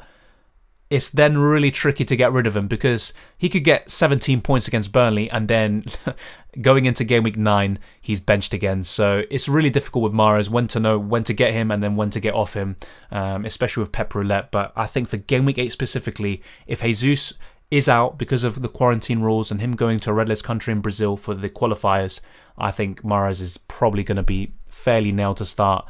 Grealish thoughts? I like him. You know, a lot of people are hating on him. I still think he's a decent choice, but honestly, with City players, I'd rather go for the defense. And yeah, at the moment, I think if Foden starts 80% of the games, I'd rather go for him instead. But it's a tough one. It's a really tough thing to call. And Grealish can do really well against Burnley, but once again with him, I've already talked about it. In terms of FPL returns consistently, I'm not too sure if he can do that in the City team at the moment. You definitely need to get players that are rising in price in your wildcard. They could potentially rise 0.2. Last wildcard, I made 0.4 by doing that. Yeah, fair enough. It's obviously something that you have to really get the really hot players or the really informed players that a lot of people are going for. So maybe looking at the price prediction sites, but honestly, I'm not too bothered by it myself. It's not something I really do often, but definitely in terms of the price falls, that's the main thing you want to look out for. Yeah, Instagram, WhatsApp, and Facebook down. Yeah, it's been like that for several hours. I think since like 4:30 PM in UK. I'm surprised it's taken this long. Yeah. Son is better from game week 12, right? Only 1 good fixture in the next 4. That's true. And once again with Son, he is someone that actually could make way. But I think he can score against West Ham, Everton and United. But you make a good point. Keep Alonso or sell. If you have good defensive cover, then keep. If you don't, then I'd sell him. Grealish thoughts. Yeah, I answered that. 2 more likes, says Laser. Wow. Oh yeah, we've reached it. 102. Thank you very much, lads. Thank you very much, Laser. I captained Son this week as a 1-week punt after hearing the Ronaldo rumours. Still don't think he'll stay on the wildcard. Spurs just too inconsistent. Honestly, yeah, the Ronaldo rumours were very tricky to navigate. They came about just before the deadline, and then you had people with inside information like Stephen Howson putting emojis up and stuff, and it's just very surprising, you know. Facing Everton, why would Ole Gunnar Solskjaer bench Pogba and Ronaldo? I honestly have no idea, but they paid the price in the end. But if United won that game, then no one would really mention it. So, you know, it is what it is. You know, that's the life of a manager. But yeah, I mean, that definitely, you know, changed my mind. As soon as I saw he was on the bench, I knew it was just going to be a poor week. And yeah, as for Spurs, I agree with you. Spurs are too inconsistent, and that's what put me off Son in the first place. But I do like him. I am considering maybe downgrading him and getting a cheaper midfielder like Mbeumo, and then getting potentially Vardy up front too. Or doing something else which is similar. Alonso out for Trent or Sarr out for Grealish? That's a good question. I'd probably say Alonso out for Trent if you have another Chelsea defender, but don't do that move yet. Let's wait and see if Trent is going to be available for game week 8. I sold Cody plus Benrahma and got Cancelo plus Saka. Yeah, that's fair enough. I mean, once again with Saka, he is a good choice, but I'm not too confident in him as an FPL asset. But I do like Cancelo a lot. That's a really good choice. Evening, Dylan. International week is a killer. Worked till 11 PM. Broke into the top 50k with a 63 this week. That's really good. Now debating what to do with Sarr. 3 million in the bank. Vardy, Hwang and Ronaldo up front. Time to move Ronnie. Yeah, I think Ronaldo to Lukaku looks like a sensible move for you. Maybe even Jimenez if you want. And yeah, that's really good, mate. Breaking into the top 50k, that's a fantastic score, like I said. And yeah, keep it up, David. I'm thinking of playing 5 defenders. Yeah, I mean, I can understand why you'd want to do that, to be honest. There's nothing wrong with that. So I completely, I understand your sentiment there. Let me actually load up the transfer section on FPL, and I'm going to be showing you a few alternatives to my team. Thoughts on 4.5 million goalkeepers? I think, it's nothing wrong with that. Obviously, sometimes you're going to be burned by it, but it's something that I've actually profited from in the years gone by. And I think Raya and Ramsdale is probably the best 4.5 million combination to go for. CR7, keep or sell? I'd probably say sell. He is going to start the next game week, by the way. That's definitely going to happen. But yeah, I'd probably sell him. Do you think Hwang is nailed? I think he will start in game week 8, but he's not completely nailed for the rest of the season. So as a long-term pick, I'd still have my doubts, but I think he will start in game week 8 because of obviously the 2 goals he scored. Giving all of you a tip, get Jesus or Torres in for the Burnley game. Yeah, or even Mahrez. He's got a great record against them. And City just absolutely wipe the floor with Burnley all the time. Jesus will not play, because he has a game on October the 14th for Brazil and no time to recover and play on the 16th with City. Yeah, that's why Mahrez should be fairly nailed to starting as the right winger there. But Jesus is looking really good this season. I like Son as a long-term pick. He seems to be Tottenham's main goal threat ahead of Kane this season. Yeah, I think long-term I do like Son a lot, but there is a case to be made for going without him at the moment and then bringing him in a few game weeks' time. But I still think he can do well in the tougher fixtures. Ahmed says, taking hit for double seat defender safe. Long term, I think it is safe, but just bear in mind they have some really tough games around game week 10, Ahmed. So just to reiterate, in game week 11, they face Man United away, then Everton at home, then West Ham at home. They can still do well in those games, maybe even keep clean sheets, but obviously the likelihood is slightly down. And you could always go for double Chelsea defence for the time being and then move one of them on to Diaz and Cancelo. Son is in my team. He is good for all fixtures, counter-attack against tough teams and set pieces and creativity against easier ones. That's a good argument, to be fair. There's no right or wrong surrounding Son. Yeah, nice little sound there. But yeah, I'm not too sure, to be honest. He's not completely nailed in my wildcard team, but I've picked him at the moment for a reason, and he is a really good choice. Buy Lukaku or KDB? I'd say Lukaku, but KDB, obviously, I think against Burnley, if he starts, which he should, he could be absolutely amazing, and maybe even up until the fixtures before the United game in game week 11 he could do exceptionally well, but I'd rather have Lukaku. Oli is a bad manager with good players, in my opinion, relies completely on players to make the difference. Yeah, I think with managers like Pep and Klopp, you know exactly what type of game they're going to play, and yeah, they might have some slightly better players than United, but United have the quality to be really going for the title this year, or at least being close. I don't even think they're anywhere near Chelsea, Liverpool or City, and that's why since the beginning I've said one of those teams will win the league and United don't have a chance. With Oli, I don't know, he just seems... Sometimes he overcomplicates things. I mean, he doesn't tend to rotate like he did against Everton, which really surprised me, to be honest. But yeah, I think Oli has done a good job with certain players like Luke Shaw, Greenwood and Bruno Fernandes. But I don't know, I just think he's missing that next step to carry United to trophies, and especially the big ones they want to win, like the Champions League and the Premier League. But then again, I think there are better teams elsewhere. Who's more nailed, Rudiger or Aspi? I think Azpilicueta, but Rudiger is really nailed as well. Just a few seconds before the deadline, I changed captain armband to Salah from Kane. I'm so lucky this week got 60. Now, fair play, you know, you did it for a reason. And Salah is looking like the best captaincy option. And at the moment, you know, I'm just always going to be looking at him as my first choice. And if the fixture's really tough on paper, I would maybe consider looking elsewhere. But, you know, people have said this in the past. Why not set and forget him as the captain for the rest of the season? Is Jota a good buy? Will he get enough minutes with Firmino back? I wouldn't be buying him in. But if you have him and you're not on a wild card, I'd keep him. I wouldn't be selling him. I've been able to bring in Jesus, Vardy instead of Lukaku and Antonio. Good move. Jesus... Ooh, voice crack again. I think with Jesus, I wouldn't be bringing him in ahead of game week 8 because of international duty. He's probably going to be missing that game because he's going to a red list country. So just bear that in mind. But yeah, I still think he's a good choice long term. Oh, hey Dylan, soy chileno. Do you think Chile will qualify for the World Cup? Argentina looks solid to qualify. Oh, that's a good question. Yeah, I think Chile at the moment are 7th or 8th. It's looking really bad, and I'm surprised. I thought they'd be, you know, in and around 5th and 6th. You have a chance, but the way I see it, I think Brazil will probably finish first, and if not second. Argentina will probably be in the top 2 as well. They're looking really solid. They haven't lost a game either. The rest of the top 5, I think Uruguay will definitely qualify, probably 3rd or 4th. Colombia probably as well, although they're very inconsistent and I'm not really too sure. Ecuador always start well and then they kind of tail off. But I think it's between them, Paraguay, and possibly Chile. To be fair, Peru, you know, never write them off. And last time they made a really good comeback. But yeah, one of those teams I mentioned, Paraguay, Ecuador, Chile, or Peru will finish it in 5th place.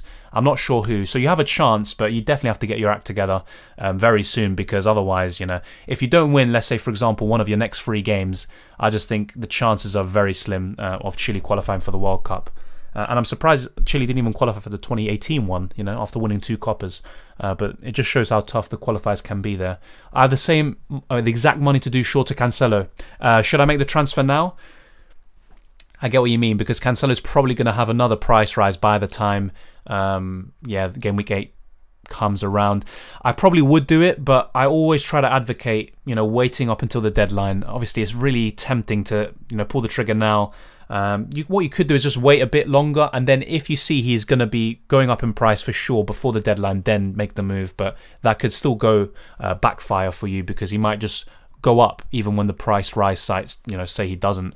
Armstrong or Hwang? Southampton have a good run of fixtures, whereas Traore or Trincao can come in easily for Hwang. Armstrong and Hwang both are not on penalties. Yeah, Armstrong is definitely more nailed than Hwang, and I'd probably rather have Jimenez over Hwang overall long term. I mean, they're both good choices as well, Hwang and Jimenez. That's a tough one. Yeah, you make a good point. He's not completely nailed there. I think if he continues to start, I'd definitely rather have Hwang over Armstrong, but in terms of who's more nailed, who's safer, it's definitely Armstrong. Who do you suggest? Replace Sarr and Benrahma with? Rafinha for sure, and probably Townsend or Mbeumo. My current team, Ramsdale, Foster, Aspi, Rudiger, Trent, Livramento, Cancelo, Salah, Rafinha, Saka, Gray, Luiz, Tony, Lukaku, Jimenez. Not really satisfied with the midfield suggestions. Yeah, once again, Yarang, I'd probably move Saka on to Townsend or Mbeumo. You've already got Tony, but if you want to double up on Brentford attack, I don't think that's a bad thing. I like your attack. There's not really a need to change any of them. I like your defense too. So yeah, I agree with you. Probably the midfield is the place to, you know, improve, and I'd do Saka to probably Townsend or Mbeumo. Evening, Dylan. On my way to work. We'll watch on playback later. Thank you very much, Denver. Good to see you here once again. Really appreciate it. Would you play Marcel against Villa, or Tony against Chelsea, or Livramento against Leeds? That's a tough one. I probably wouldn't play Tony against Chelsea, but if Brentford do score, Tony is one of the most likely to be involved. I'd probably say Marcel or Livramento. I'm not too sure who. I'm not confident in either of them getting a clean sheet. I think Villa will score against Wolves, to be honest, but then again, Leeds could against Southampton. Yeah, it's between Marcel and Livramento. Why double Chelsea defence and not double City? Yeah, once again, like I talked about earlier, it's because City have some tough games around Game Week 11. They can still do really well. But the plan is to have double Chelsea defence up until Game Week 14, and then move one of them on to a City defender, probably Diaz, if not Laporte, and then back City up until Game Week 25. Obviously, long term, I agree. City are probably the better double up to have. But up until Game Week 14, I'd rather have Chelsea. Aspi or Cancelo or Diaz? I'd probably say Cancelo, but they're all good. Welcome, Genius Gamer. Thank you for joining in. Yeah, the Flying Dutchman. Yeah, Yorang's, it looks like he wildcarded recently. If he is on a wildcard, I'd definitely move Saka on. Forson Mbeumo, around his price, he is one of the best. I've talked about him since Game Week 1. He didn't really have the attacking returns to really back that up at the time, but yeah, he's one of the best ones you can go for. Same with Townsend, who I never expected, by the way. He's been really good this season. I took a big risk and transferred in Cancelo and Lukaku early. Hope they stay fit. Yeah, hopefully it works out for you. If it was because of price rises and stuff, I can understand why. But yeah, I mean, making early transfers during an international break, it can backfire. Townsend, wow, thank you for laughing there, Espen. Armstrong or Hwang? Yeah, I answered that. I would prefer Hwang if he starts. Current team, Raya, Alonso, Rudiger, Cody, Williams, Turney, Salah, Rafinha, Greenwood, Sarr, Gray, Wood, Antonio, CR7. One free transfer, what would you do? Says Denver. Good question. I probably would. Yeah, I'd be looking at your midfield or attack to make a change. So either Sarr to Mbeumo. Well, no, not Mbeumo, not this week. That would be a dumb call from me. I'd probably say, yeah, CR7 to Lukaku or Vardy. Or one of Greenwood or Sarr, I'd move them on. I don't know how much money you have in the bank. But yeah, maybe even Townsend could be alright against West Ham, but I don't know if I'd bring him in this week. But yeah, maybe CR7 to Lukaku is probably just a smart move, and you've already got him in ahead of those good fixtures in game weeks 9 and 10. Thank you for reading every single comment. I really appreciate it. You're my favourite YouTuber. Thank you so much. Thank you, Sam. Obviously, it means a lot. There's a lot of good YouTubers out there, and then let alone FPL YouTubers and football YouTubers. But thank you very much, Sam. And I try my best. I have missed a few today, and I haven't gone as quickly as I normally do, so I apologise for that. Any Barca fans, it's painful. Are you a Barca fan, Laser? And yeah, the fall from grace from Barcelona is absolutely insane. And honestly, Messi just kept the club afloat, you know, in the last few years and kept them relatively competitive. And I don't know how. To be fair, the team was much better back then, but I don't know how he almost single-handedly, you know, carried them to a Champions League title in the 18-19 season. You know, it's absolutely insane. Thoughts about Sarr to Foden? I think it's a good move. Just bear in mind with Foden, he's not going to start every single game, and that's why I'm personally not going to be going for him. But Foden, it could be a really good differential. Hey Dylan, short to Cancelo or Benrahma to Zaha? I do short to Cancelo for sure, Jay. Definitely. Oh, 1.9 million in the bank, says Denver. Okay, so yeah, you could do Sarr or Greenwood. Probably Greenwood. Yeah, maybe you could go for Foden yourself. Yeah, that's another thing you could do, but I'd probably do Ronaldo to Lukaku or Vardy, and then use that extra money to upgrade Greenwood or Sarr, potentially to a Son or something like that. That could be really good if you have enough money there. Sell Ronaldo or Arnold? Wait for the press conferences, but I would rather keep Arnold and sell Ronaldo. What's the best Brentford defender to get? I'd probably say Janssen. I've got him in at the moment, and yeah, I don't know if I'm going to be going for him in the end, but I'd probably say him. Raya in goal. Pinnock is decent as well. You know, a lot of their players are doing pretty well, but yeah, Janssen has been getting attacking returns, and he's pretty much only blanked once this season against Brighton. Alonso to Rudiger, I probably would, but if you have enough defensive cover, you don't have to do that this week. Which City players are must-have? Cancelo or Diaz for sure. Get one of them in. What do you think about replacing Ronaldo with Vardy? Yeah, I think that's a good move. And buying another striker like, say, Maximan of Newcastle. Any other options around the budget of 6.57? Obviously, Chan, as everyone's been talking about before, or Hwang, as people say, from Wolves. Around 7.5, obviously, we've got Jimenez, but around the budget you say, Ivan Toney. Obviously, not ideal to get him in against Chelsea, but looking at his fixtures from game week 9 to 19, they're great. So I definitely recommend him. And Armstrong is still a good choice, despite obviously I'm not too confident in him because of the lack of bonus points and, you know, consistency from Southampton offensively. But Armstrong is still decent, and yeah, I think, you know, Pukki hasn't really been doing too well. Malpai is good for the next 2 weeks. Same with, say, Maximan. But I think long term you'd probably rather go for either Hwang or Toney, and Toney is my pick in my opinion. Don't have enough to get Cancelo, so get Laporte, or is that a bad option? I don't think so. And Laporte is one of the most nailed City defenders at the moment, but I'd rather get Cancelo, of course. But it's not a bad choice. Wildcard Game Week 7, I'm 61k overall. That's pretty decent, and you could be in good shape heading into the weeks to come, to be honest. Take out Jota or Greenwood? I'd take out Greenwood. I think Jota could do really well against Watford. How much do you have in the bank? Exactly 0, mate. Exactly 0. Will Trent and Bamford be fit this game week? Good questions. I think Trent will, but once again, it's just my opinion. I might be completely wrong, and it's only based on the information we've had so far. As for Bamford, it could be a case of he's back by game week 9 rather than game week 8, but yeah, I'm kind of optimistic about both of them, especially Trent. Bamford I'm a bit less sure about, but yeah, we'll see. I feel like Townsend won't keep his numbers up. I think Doucouré is better. Fair enough. I still would prefer... Yeah, I think the thing with Townsend is the return of Richarlison and Calvert-Lewin, and he's not going to be on penalties anymore. He might still be on some set pieces, so that would be a bit interesting. I think Gray maybe long-term is the better of the three. So what I have considered, and I'll be showing you right now, live here, is going for Mbeumo instead in the midfield, maybe doubling up on Brentford attack, or possibly going for Hwang or Jimenez up front, and then maybe instead of Janssen from Brentford, I might just go for Livramento and save some money there. So I think that's what I might do instead. But yeah, let me know what you guys think, and then if I do this instead, I'd have 0.4 million in the bank, and I'll be, once again, I'll be talking about wildcard teams very shortly, the best wildcard teams you can make. I'll also be talking about my team selection. I'll be breaking down all of these picks in detail and explaining why.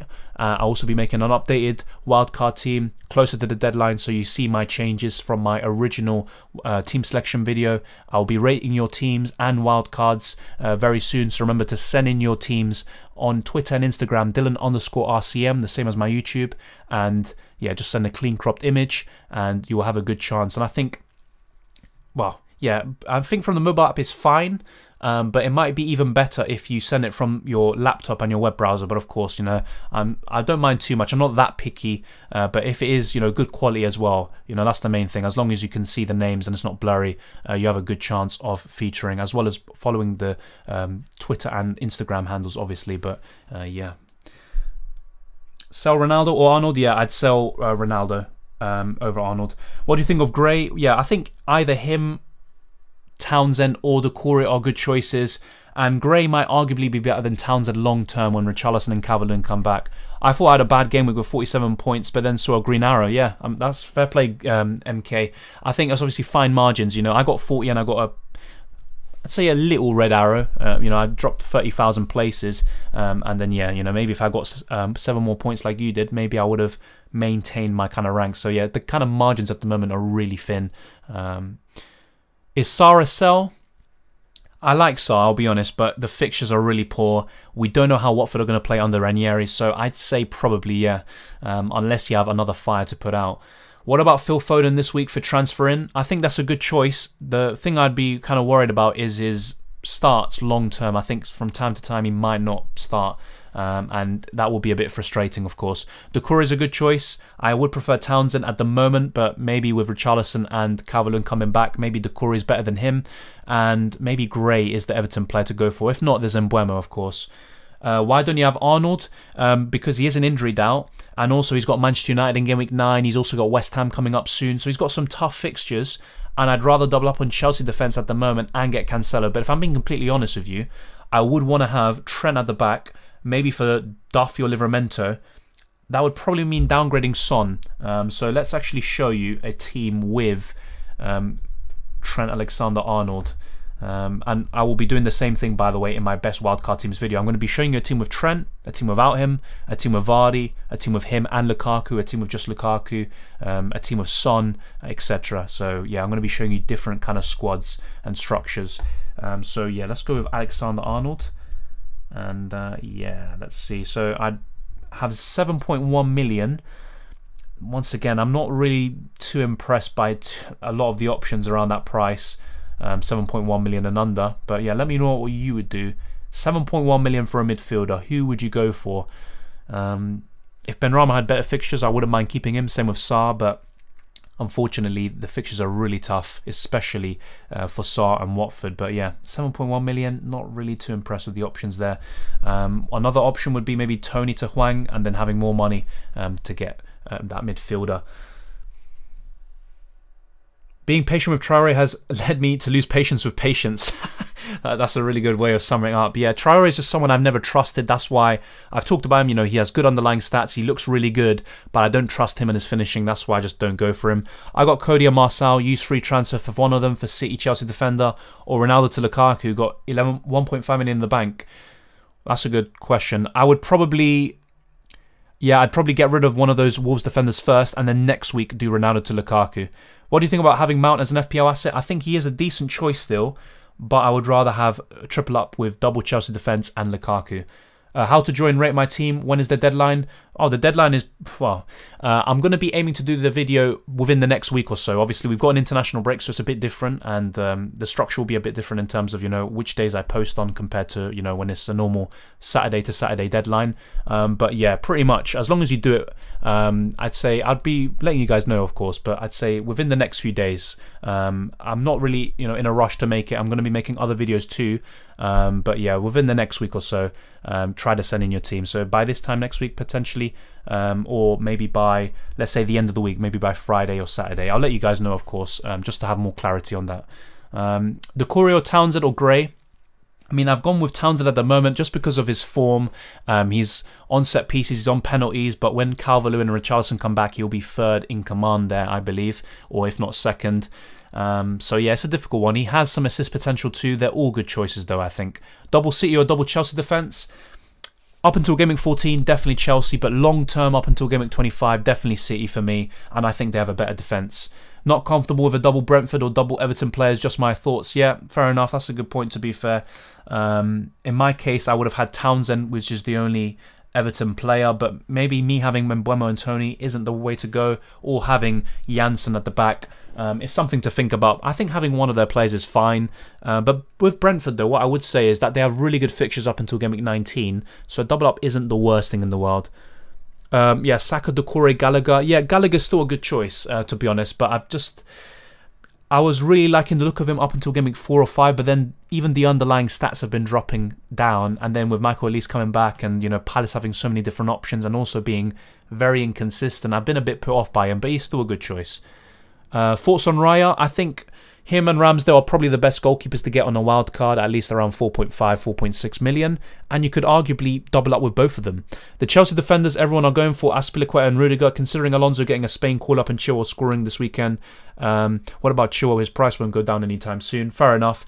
I still wouldn't go for Chilwell. I think he's going to be in and out of the team, just like Alonso. I'd rather go for those two Chelsea defenders you said, or maybe even potentially Christensen. Zaha, fair enough. I mean, I'll be honest, I'm not really too sure about him, and I'd rather have Gallagher instead. But Zaha has been doing well this season. Since many experts is doing Game Week 8 wildcard, but my thoughts is my team is like only 4-5 player changes to become my ideal team. Do you think I have to play the wildcard? Well, I'll be honest, I'm not an expert myself. I'm just a manager who makes videos, and I definitely don't play the wildcard just because other people are doing it, even if, you know, they have really good ranks, really good histories or whatever. If you think, oh, with a few transfers, I can't even speak, with a few free transfers, I can get to this team and, you know, be happy with it long term, then you don't have to wildcard, to be honest. So yeah, I think you don't have to. Doucouré is the best option and switch Tony with Jesus, fair enough. But once again with Jesus, he's probably missing Game Week 8 because of international duty, going to a red list country in Brazil. So yeah, it's probably not the time to get him, but he is someone to consider long term. Mount or Grealish? I don't like either of them too much. I'd probably prefer Grealish, but yeah, maybe there are better options elsewhere. With Chelsea, once again, the defenders, and with City, the defenders too, but also potentially Foden or Torres, or maybe even Jesus himself long term. Tony or Jimenez? I think up until Game Week 19, definitely Tony, but looking maybe for the next few game weeks up until Game Week 14, probably Jimenez. What I like about Tony a lot though is he's way cheaper, over $1 million cheaper, and look at the fixtures from Game Week 10 to 12. They are absolutely insane, and yeah, maybe the kind of fixtures overall are mixed bag, but I'd say the fixtures are better up until Game Week 19, but obviously we'll wait and see what happens there, but both good choices. When are the double game weeks? They tend to be in the second half of the season, and it happens when a team, or yeah, let's say for example there's another cup and it clashes with the Premier League, so the team that's playing in that cup, they can't play in the Premier League and their opponents can't either, of course, and then that game will be rescheduled later on in the season during one of the free midweeks when there's no Champions League, so that's when they will do it. So yeah, it tends to be in the second half of the season, probably January. We'll wait and see. We'll get more confirmation soon. Of course, Chelsea going to the Club World Cup, that guarantees a double game week for them. So that's something to think about later down the line, especially for those of you who are wildcarding later on and using your first wildcard just before the second one, you know, becomes active. Is 4 expensive defenders the go-to? I think it is a possibility, to be honest. You don't have to. Obviously, this kind of team you see on screen, it has all 4 of them pretty much. You've got a Liverpool defender, you've got double Chelsea, you could also go for double City if you want. And, you know, that's a feasible option. But what I would say in general, if you're thinking about going for 4 premium defenders, I would try to maybe not double up on City and Chelsea. Yes, they're the 2 best defences in the league, but you're relying too much on them to keep a clean sheet. So maybe spreading the risk with a Trent, who can also get attacking returns, bonus points and all that, then having double Chelsea or City, and then having, you know, one of the other team. I think that's probably like the best balance of the 4 you can go for. If not, maybe just 3 of them. So maybe instead of Trent or one of these Chelsea defenders, you can go for someone cheaper and then have someone like Son in your midfield. So yeah, it's different ways you can go about it. I don't think you have to have 4 big defenders, but I'd probably have at least 2, probably even 3. I think that is the way to go.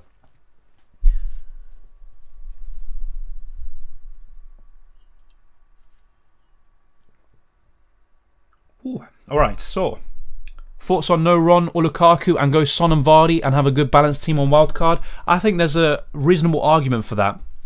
But I think if you had to go for one of those premium players, I'd probably go for Lukaku. Just looking at fixtures like Newcastle, Norwich and Burnley, those are three of the worst teams defensively this season, and Lukaku could do really well. But looking at how Chelsea have been playing and Lukaku's lack of a goal threat and not really getting into the right positions, or just more of a case of him being isolated at times up front and Chelsea having so many different options across the pitch to score, I don't think you have to go for Lukaku. But games like Norwich, you'd definitely be worried if you didn't own him. But yeah, you make a good point. I think having both Vardy and Son could cover well. Cancelo, does he always play basically? I mean, not like Alonso. At the moment, I don't think he is, but let's bear in mind that Zinchenko is injured, and when he comes back, it could be a case of some minutes being taken away from him, especially when we have congested fixture lists with the Carabao Cup, the FA Cup and the Champions League, all one after the other, especially during winter. So bear that in mind, but I think Cancelo is more nailed than Alonso. Is Townsend or Smith Rowe, I think, or ESM, likely to go up 0.2 over the next 2 weeks? Probably Townsend, in my opinion. But yeah, like the Flying Dutchman says, probably just by 0.1, not by 0.2. Vardy over Son. Yeah, fair enough. That is actually a good shout, to be honest. I might do that myself. Who will go up by 0.2 or 0.3? Good question. Maybe, I was going to say Lukaku. I'm not too sure about that. I think he'll go up to 11.8, maybe 11.9, but I'm not that sure about going up by 0.2 or 3, if I'm being honest. I think Cancelo, obviously he's already gone up recently. He could go up again. There's also the Chelsea defenders, maybe Azpilicueta. He's another one. Rudiger obviously went up to 5.8 recently. Yeah, I'd be looking at one of them. Of course, it's all down to transfer activity. Ronaldo's going to be going down soon. I think Vardy, because he's 10.4 million, isn't he? So he's very cheap in my opinion for what he's doing at the moment. And of course he's been going down in price, even though he's the top goal scorer in the league, which is insane. Thank you, Laser, for moderating the chat. Is Werner an option? Obviously he looked very good against Southampton. Very unlucky not to score more goals, disallowed. And then McCarthy pulled off one of the best saves of the weekend. But I probably would still say no, not for the time being. And, you've got Antonio, you've got Tony, you've got Jimenez, Hwang, Lukaku, Vardy, Ronaldo even. So I'm not too sure about him. Your take on Jones? He's been doing really well so far, and maybe he is someone to consider. Let me actually bring him up. He is not someone I've looked at on FPL, but obviously 5 million, it's a good price. 7 points against City, got 8 against 8 against Brentford, and even against Porto he got a lot of assists. So he's kind of filling that Harvey Elliott role for Liverpool. So he's actually someone to consider. Obviously, I'm also guilty of this, I'll admit. Not being a bit put off by some players because of their price, or not having as much faith as you should, even though they're doing really well and they've got the underlying stats. But let's wait and see with Curtis Jones. Obviously, some tough games coming up for Liverpool, like Man United, even Brighton, West Ham aren't easy. Arsenal potentially, and Everton away as a derby. But I think Curtis Jones at 5 million could be a really good choice. And whenever someone now asks me, who's the best around 5 million or below for a midfield, I'd probably say Jones, to be honest. Free strikers for 21 million. 21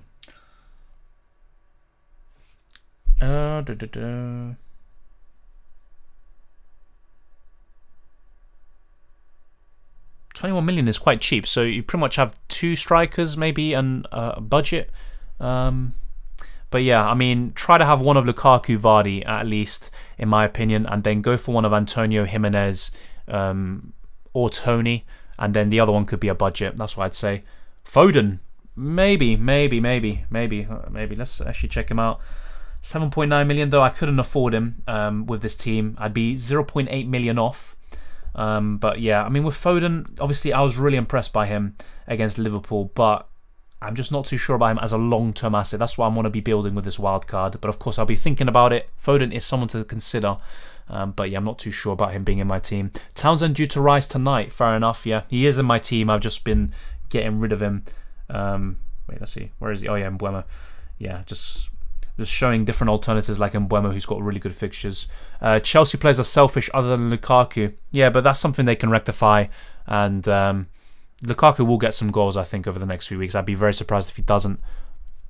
I like Christensen a lot because, for example, Chelsea concede and he is benched, as everyone has a Chelsea double up, as you get only one blank and a good player from the bench. Yeah, fair enough. That's a good point as well, Ninad.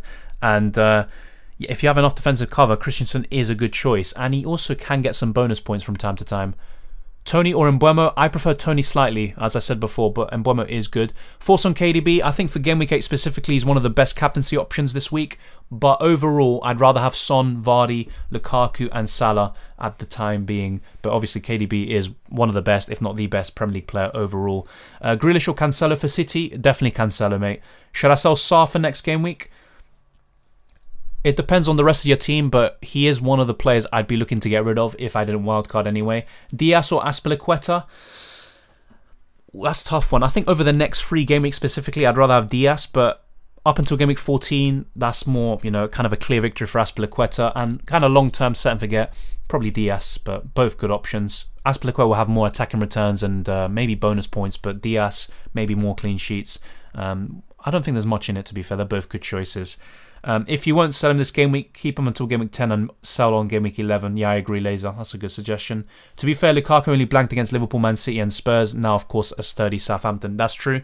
And it's just mainly a case of Chelsea finding another way to score without him. But, of course, you know, Lukaku, it's very reactionary. You know, everyone's now saying, oh, Lukaku and Ronaldo aren't good FPL assets, or Vardy is what, you know, everyone said Lukaku and Ronaldo were going to be, but they can still do really well. But yeah, we'll wait and see. Game week 7 is just crazy. Changing my captain from Wood to Son. Imagine Wood only getting 1 point against Norwich. That's insane. Yeah, I'm surprised by that. I thought he would have gotten at least a goal, even if he got no bonus points. Why no Hwang instead of Tony? Also going up in price tonight. Yeah, I mean, he's another one actually who could actually rise in price by 0.3 or 4 for the person who asked earlier, so that's a good suggestion. I might actually have him. Also, a lot of people aren't going to be getting Tony in ahead of Chelsea, but his price could go in afterwards. I'm not sure if I would have Hwang. I don't know, it's a tough one. I don't know if I would actually keep him heading into game week 8, but it's something worth considering, to be honest. And let's see, now that would give me 7.9 million. That actually gives me enough money. Look at this, lads and lasses. That gives me enough money to get Phil Foden. I'm not too sure about that, to be honest. I think that's a bit too punty having Foden and Hwang. But, of course, 2 heroes of Game Week 7. That team doesn't look too bad, to be honest. I like the defence a lot, I have to say. You know, yeah, I like that defence a lot. The midfield, Townsend and Foden, I'm a bit unsure about. And even in the attack, maybe Antonio and Hwang. But that's still not bad.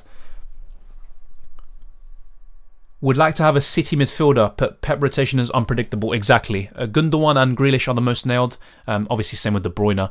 But the rest, Bernardo Silva, Mahrez, Foden, Grealish, they're all just subject to rotation. I mean, to be fair, Grealish is... No, he's one of the most nailed. But I think it could be a case now where he's going to now maybe get some 60 minutes, 70 minutes, maybe occasionally benched, because of the other players coming back and the other competitions. Is Cancelo worth a -4? I think long term he is, but if you can help it, maybe just avoid the hit. Should I get Grealish or Foden or Jesus? Out of those 3, probably Foden. I mean, Jesus might be the better option long term. The reason why I'm a bit put off is because of Game Week 8. He's probably going to miss out because he's going to Brazil, a redless country, so he has to quarantine and he'll probably miss Game Week 8. Should I take a -4 and swap Saka for Foden? I wouldn't take a -4, but Foden is probably going to get more attacking returns than Saka from now up until the end of the season.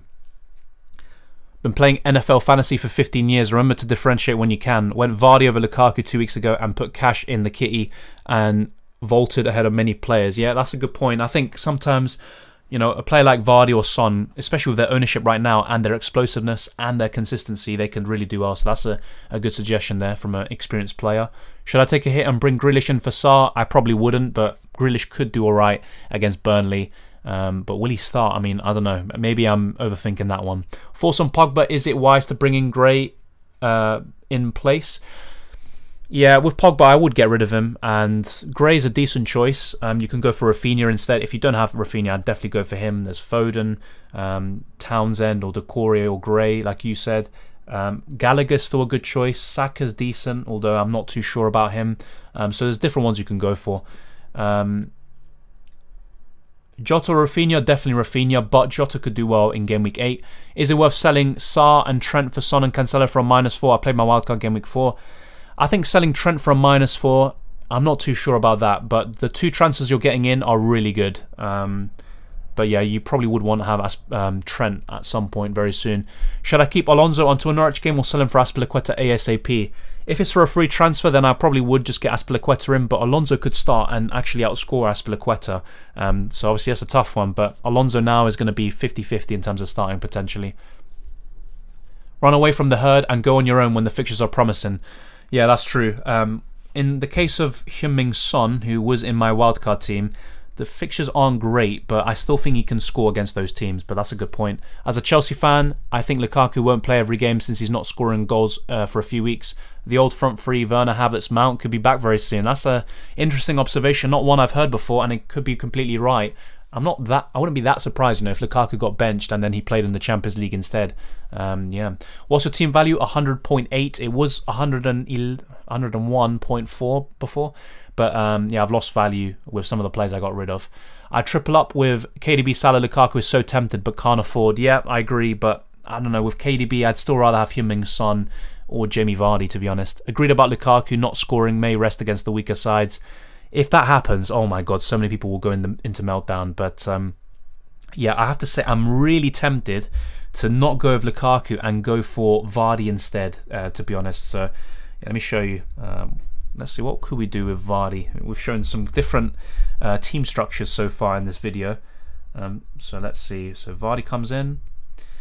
Then we'd be 1.6 million off with this team, which is doable, to be fair. Obviously, that would just require Trent a downgrade potentially, but yeah, I'm not too sure about that.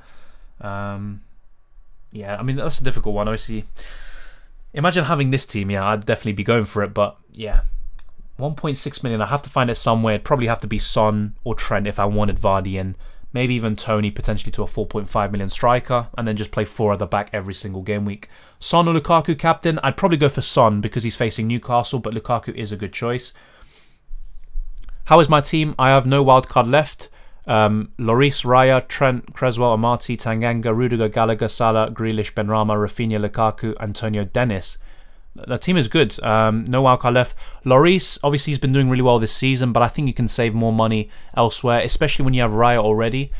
So if you need money at any point, you can always downgrade Lloris to Foster or maybe even Ramsdale and rotate between those 2 keepers.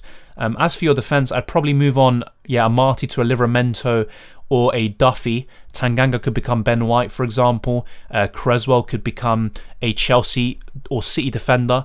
Yeah, Cancelo, Diaz, or maybe Azpilicueta. Your midfield is fine, to be fair, but I'd probably move Benrahma on. I'd probably be looking at maybe Townsend, potentially, and if you're not really too sure about him, there is Gray, who's been doing really well so far this season, or Mbeumo, especially because you don't have Tony, so that could be good cover there for the fixtures. Heard you say something about Rafinha being able to play in Game Week 8? Yeah, I said that earlier. There was a source I saw somewhere, and it's been going around on Twitter. Apparently, Rafinha will play in Game Week 8 against Southampton despite going to Brazil. I'm not sure why he would be able to and not Jesus, so that's why we'll have more clarification and more news in the coming days, but it's something to think about for sure. Hit the like button. Thank you very much, Laser. Force on Cucurella. He had a really good performance against Arsenal, and if you want a Brighton defender, obviously for a bit more money, he could be the one to go for over Dunk. But there's always, Veltman. There's obviously Duffy at the moment and Sanchez in goal. So you don't have to go for him, but he could actually be really good. 2 defenders from City or Chelsea. Once again, just a simple answer to that. Up until Game Week 14, definitely Chelsea, but longer term, it's definitely City. I think they have the better defence and the better underlying stats. The reason why I've gone for double Chelsea is because I'm looking for Game Week 14. Then I'll be moving one of them on to a City defender like Diaz. And City have some tough ones coming up around Game Week 11, like Man United and West Ham, I believe. So, yeah, maybe there's not going to be some clean sheets in those games.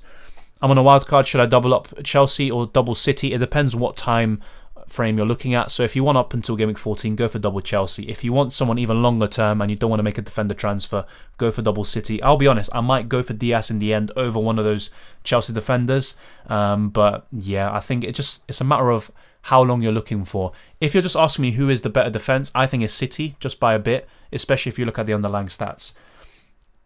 Should I keep Saint-Maximin or should I sell him for Tony? I'd probably sell him for Tony, but maybe not this week specifically. I'd mainly be looking at the week afterwards. Obviously, Saint-Maximin does play Tottenham, but Tony does play Chelsea, so I think that's even tougher.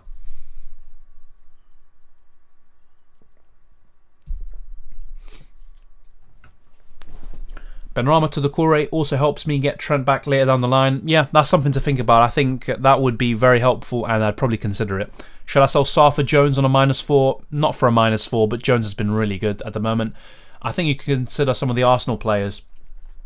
Yeah, I've got Ramsdale, but I could maybe go for Ben White or Tomiyasu, but I think one is enough for defender cover. Honestly, Aubameyang I wouldn't be going for. I'd rather have Vardy or Lukaku or even Jimenez and these types of players. In the midfield, Saka is an option, but I would probably rather have Townsend and definitely Rafinha. I think he's definitely a step above. Or even Mbeumo. Forson Armstrong and Mbeumo instead of Brentford double up. If it doesn't work, I can bring in Tony. I'd rather have Tony over Armstrong, to be honest. Thanks, mate. Love your content. Thank you very much, Crispy. I'd keep Max instead of bringing Tony in. Perfect chance to buck the herd. They offer similar returns, but with Max probably less owned. Fair enough. I prefer Tony, to be honest. I just have more faith in him as an FPL asset, but so far this season, St-Maximin has been better, but that's a good suggestion. You seem nailed on not getting Saka in. He's been the most creative influencer for Arsenal, and Arsenal have a good couple of fixtures coming up. Yeah, fair enough. I mean, yeah, I do seem quite settled on not getting him. And look, he is one of the best options around this price, but I've been watching Arsenal every week, and there are certain times, obviously like the Brighton game, where they're on the ropes and they're not really creating anything going forward, and I just rather would have their defenders instead. And when I look at Saka's price, there's Sarr, who, yeah, right now I wouldn't want to have Sarr because of the fixtures, but Sarr is a better FPL asset. Then I look at Rafinha, definitely a step above. Then you're looking at Townsend, Doucouré and Gray, decent fixtures, and Everton are looking better offensively than Arsenal, and even Mbeumo. I would probably rather have him over Saka. But of course, you know, he is a good option. I will consider him, but I don't think he's going to be making the cut in my final team. But, you know, I'll wait and see.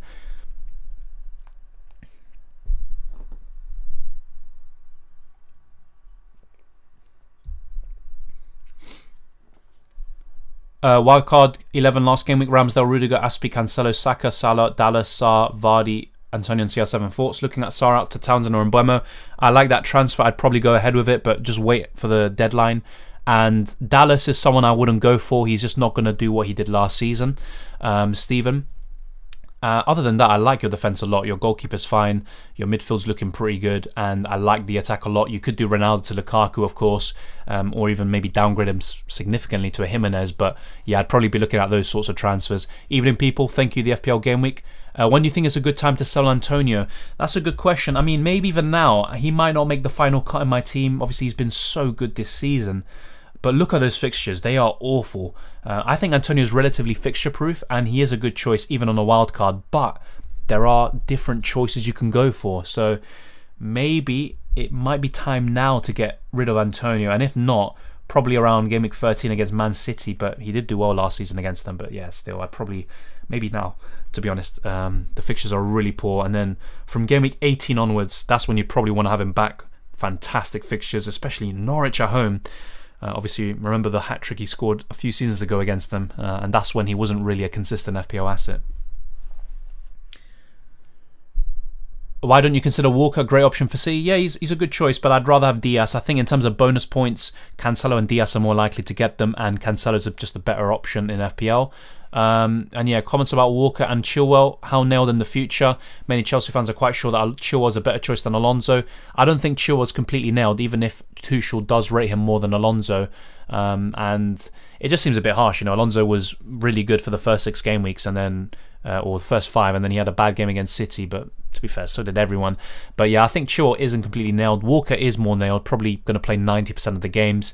But I would rather have Cancelo and Diaz in my team. Is Zinchenko injured? Yeah, he is. How come Cancelo hasn't rotated like he did last year? Yeah, because Zinchenko is injured. We don't know when he's going to be back.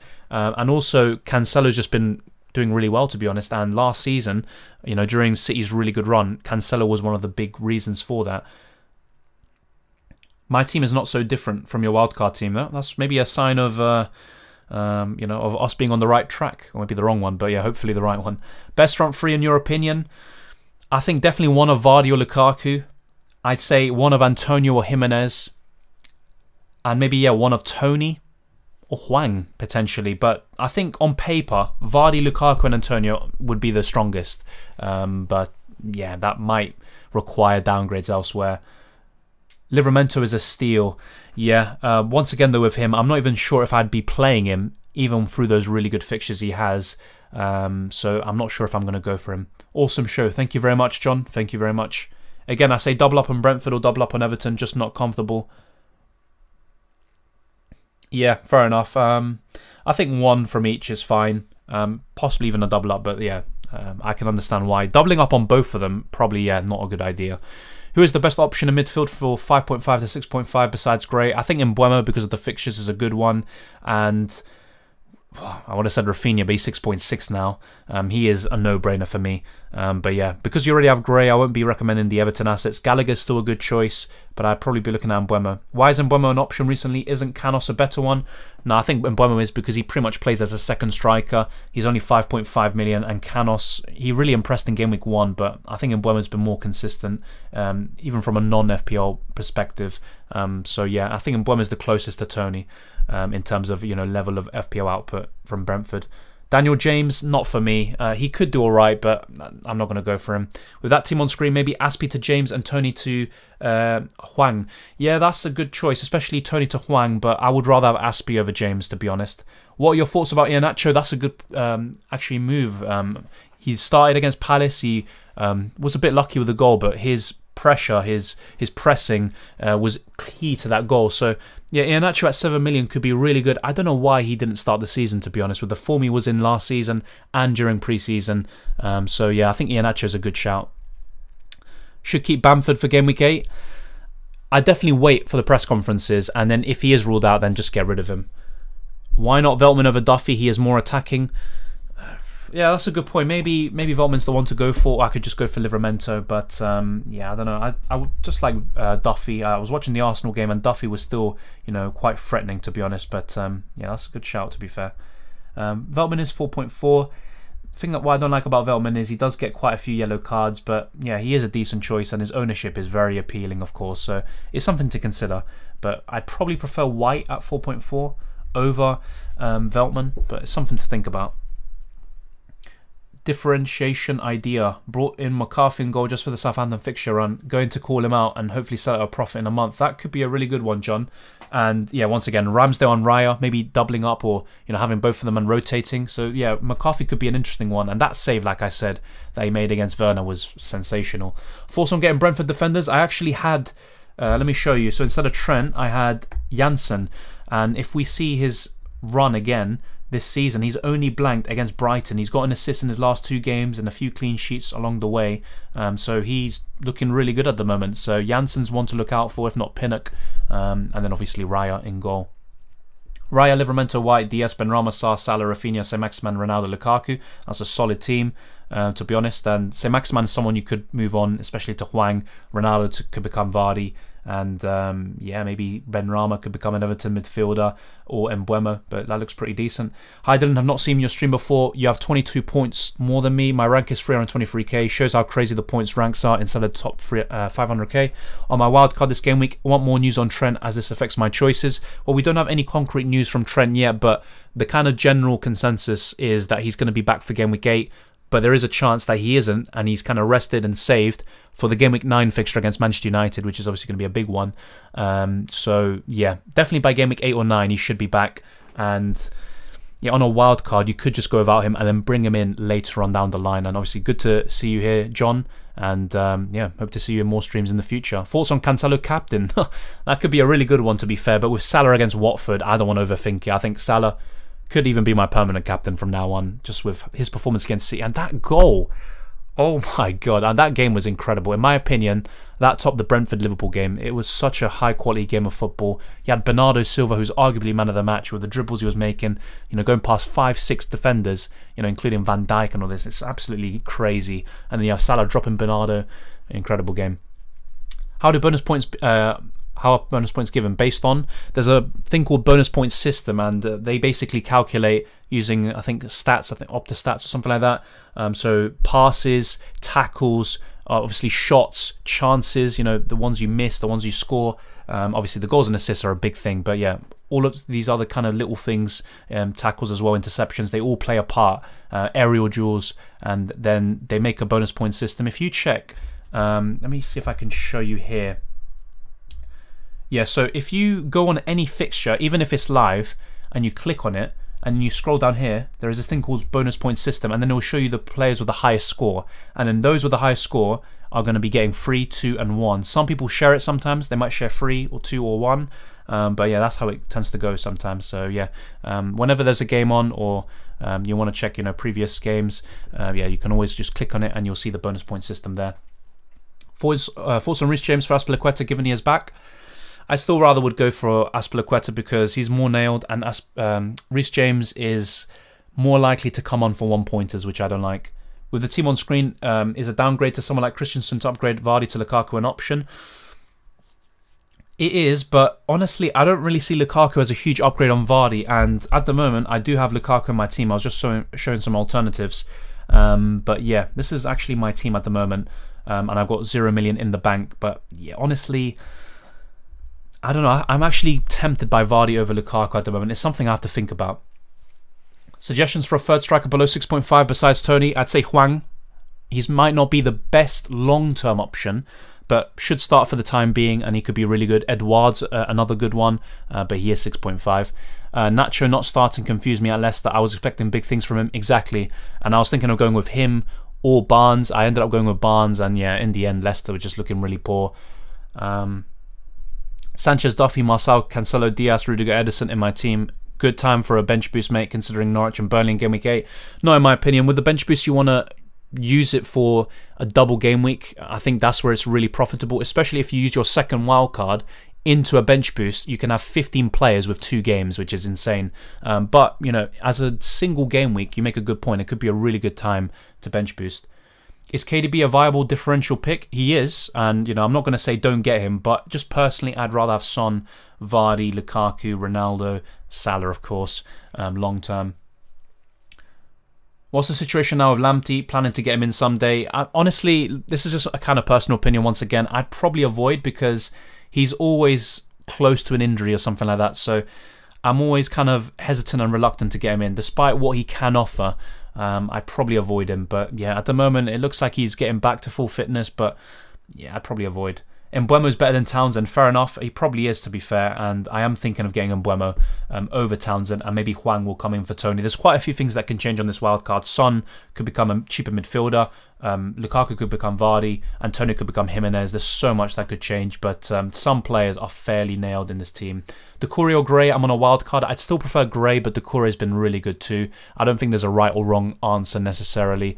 Top captaincy picks for Game Week 8. I'll be talking about this in future videos, but I think Salah, Son for sure, and maybe a City player like Mahrez. I think that would be my top 3. I'll be making a ranking in future videos and letting you guys know. Against Watford, not Salah. Yeah, I'd definitely go for Salah. Sanchez, Aspi, Cancelo, Trent, Salah, Gray, Townsend, Rafinha, Lukaku, Maupay, Antonio. Thoughts? It's a good team. Maupay's a nice differential, but obviously when the fixtures turn for Brian, I'd be looking to get rid of him. I like your defence. It's really good. It's really balanced. I like that, having one of City, Liverpool and Chelsea. Your midfield's pretty good too, to be fair. You have Gray and Townsend. Obviously, they've been doing really well so far, but I'd maybe consider moving one of them on. And you could go for Mbeumo, for example. And then, yeah, maybe Antonio could become Jimenez or Maupay. You can move him on to Tony in weeks to come. Do you consider Rhys James? Yeah, but the reason why I'm just not going to go for him, I think, is just I want to go for nailed players like Rudiger and Azpilicueta, and they can still get bonus points, especially Azpilicueta and attacking returns. Lukaku is rubbish. He has been in the last few weeks, but I think he's been a bit isolated, to be fair. Great stream. Thank you very much, Brian. Cancelo or Diaz? Because Cancelo's nailed at the moment, I have to go for him, but let's see how long that continues. 11,000 in rank. I advise you to buy Tomiyasu, Livramento, Lukaku and Mount. Fair enough. I'm not sure about Mount though. Tomiyasu is obviously good. I've talked about him before.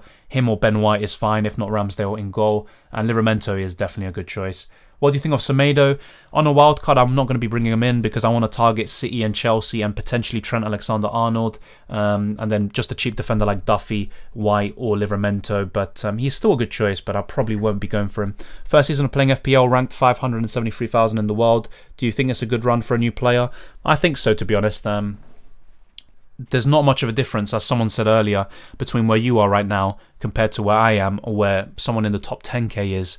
The margins are quite thin, so I think that's fine, to be honest, and you can still finish in a really good rank, you know, top 100k potentially. Any chance for Antonio price rise before Game Week 8? Want to sell him, but waiting to see if I can get an extra 0.1 million. I'm not too sure if many managers will be bringing him in, though. That's the thing, so I'm not too sure. It's a possibility, especially with how much time we have before that Everton game, but it's not really the easiest of games for West Ham, and because of that performance against Brentford, I think that harms the chances of Antonio going up in price. Any Southampton mids suggestions? Honestly, I'm not really too keen on them. Obviously, some people have been speaking about certain players. Let me actually just bring him up. For example, Elianusi. Some people are liking the look of him. He might be the one to go for, but honestly, I'm just not really feeling with Southampton midfielders. The only player that I really like from Southampton is Livramento. McCarthy could be a nice differential goalkeeper, but I prefer other teams and defences. So, yeah, I think Livramento for me. And yeah, in terms of midfielders, not really feeling them, honestly. Ward-Prowse is obviously, he tends to be good in Sky Fantasy football, but in FPL, not so much.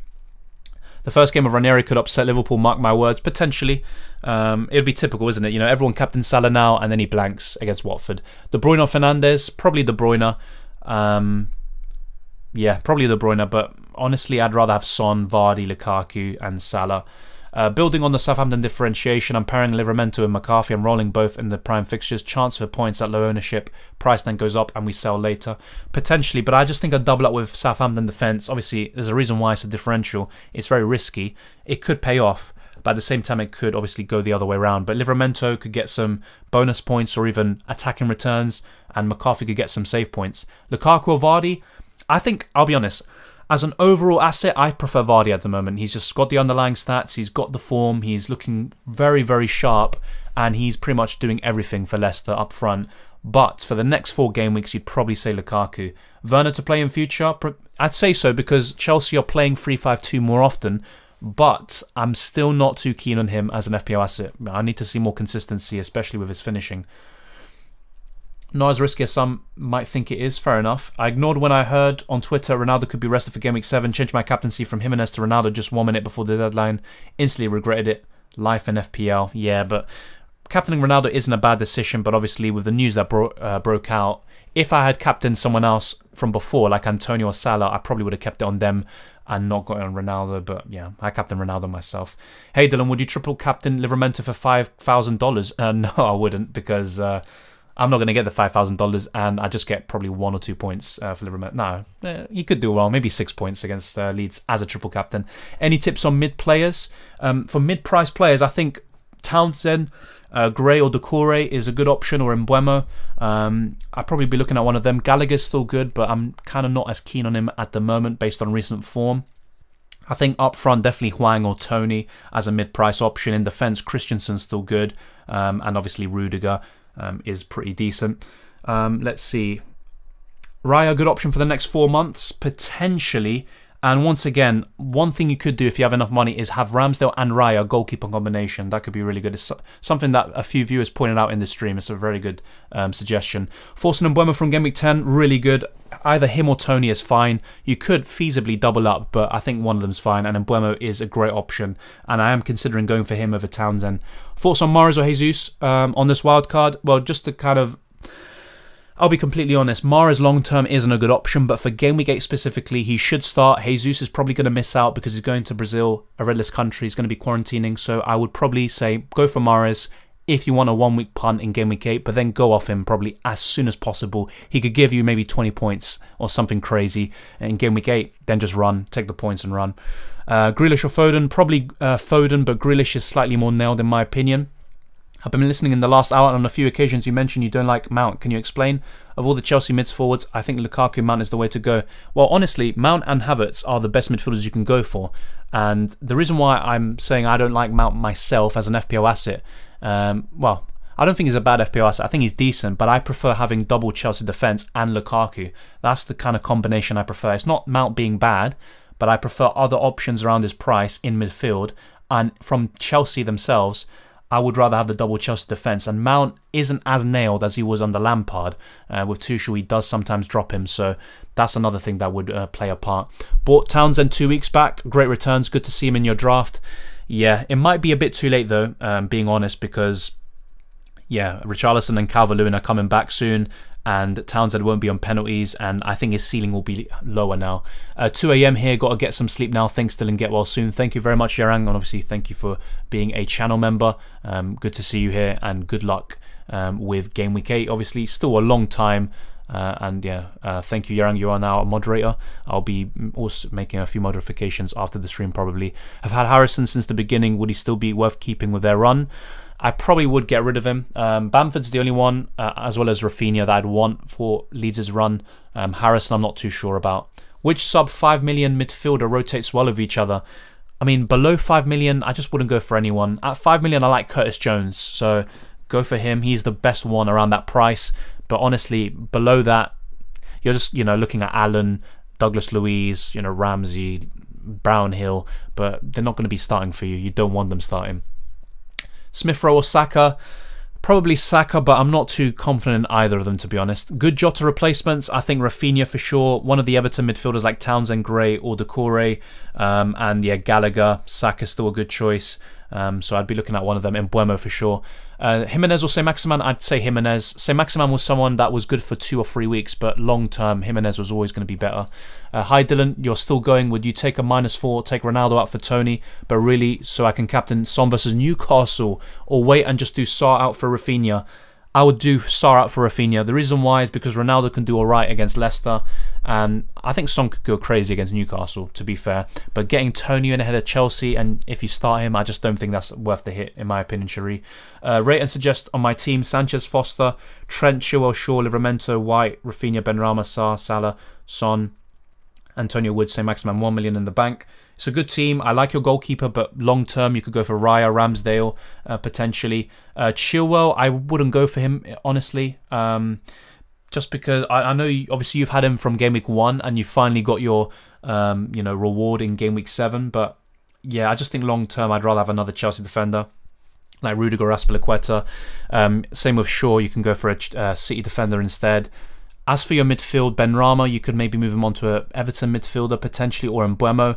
Wood can become Tony, or if not, Jimenez or Hwang. Same with Saint-Maximin.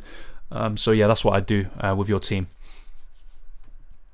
Yeah, I think so. And yeah, maybe look to try to have more money to invest and upgrade one of your attackers, maybe to a Vardy or a Lukaku. Ronaldo and Dennis, or Vardy and Jimenez? Definitely Vardy and Jimenez, Bobicast, definitely. Planning to get Cancelo for sure, Gallagher in for Sarr, Tony, Hwang in someday, maybe KDB. The strategy is to invest more on other roles besides the front three. That's a good strategy, to be honest, and I like Cancelo a lot. Gallagher for Sarr could be decent, and yeah, Tony or Hwang, 2 of the best options you can go for around that price. Forza Jesus and Werner as a strike partnership? Nah, not for me. Or get Lukaku in, I already have Hwang. Jesus is actually good long term, but I think Game Week 8 specifically, once again, let's wait and see the news, but it looks like he's probably going to miss out because of quarantine. He's going to be going with Brazil for the World Cup qualifiers. And Werner, we need to see more consistency from him, and his finishing is still poor, and even if he scores, is he going to get bonus points and stuff like that? I'd rather have Lukaku or Vardy in. Final Southampton thoughts. I'm only going to go double defense risk to get them at low ownership in an effort to vault ahead of players. Tough start and no risk, no reward. Fair enough, yeah. Obviously, sometimes going for these kind of differentials, even Son or Vardy, is the way to go, in my opinion.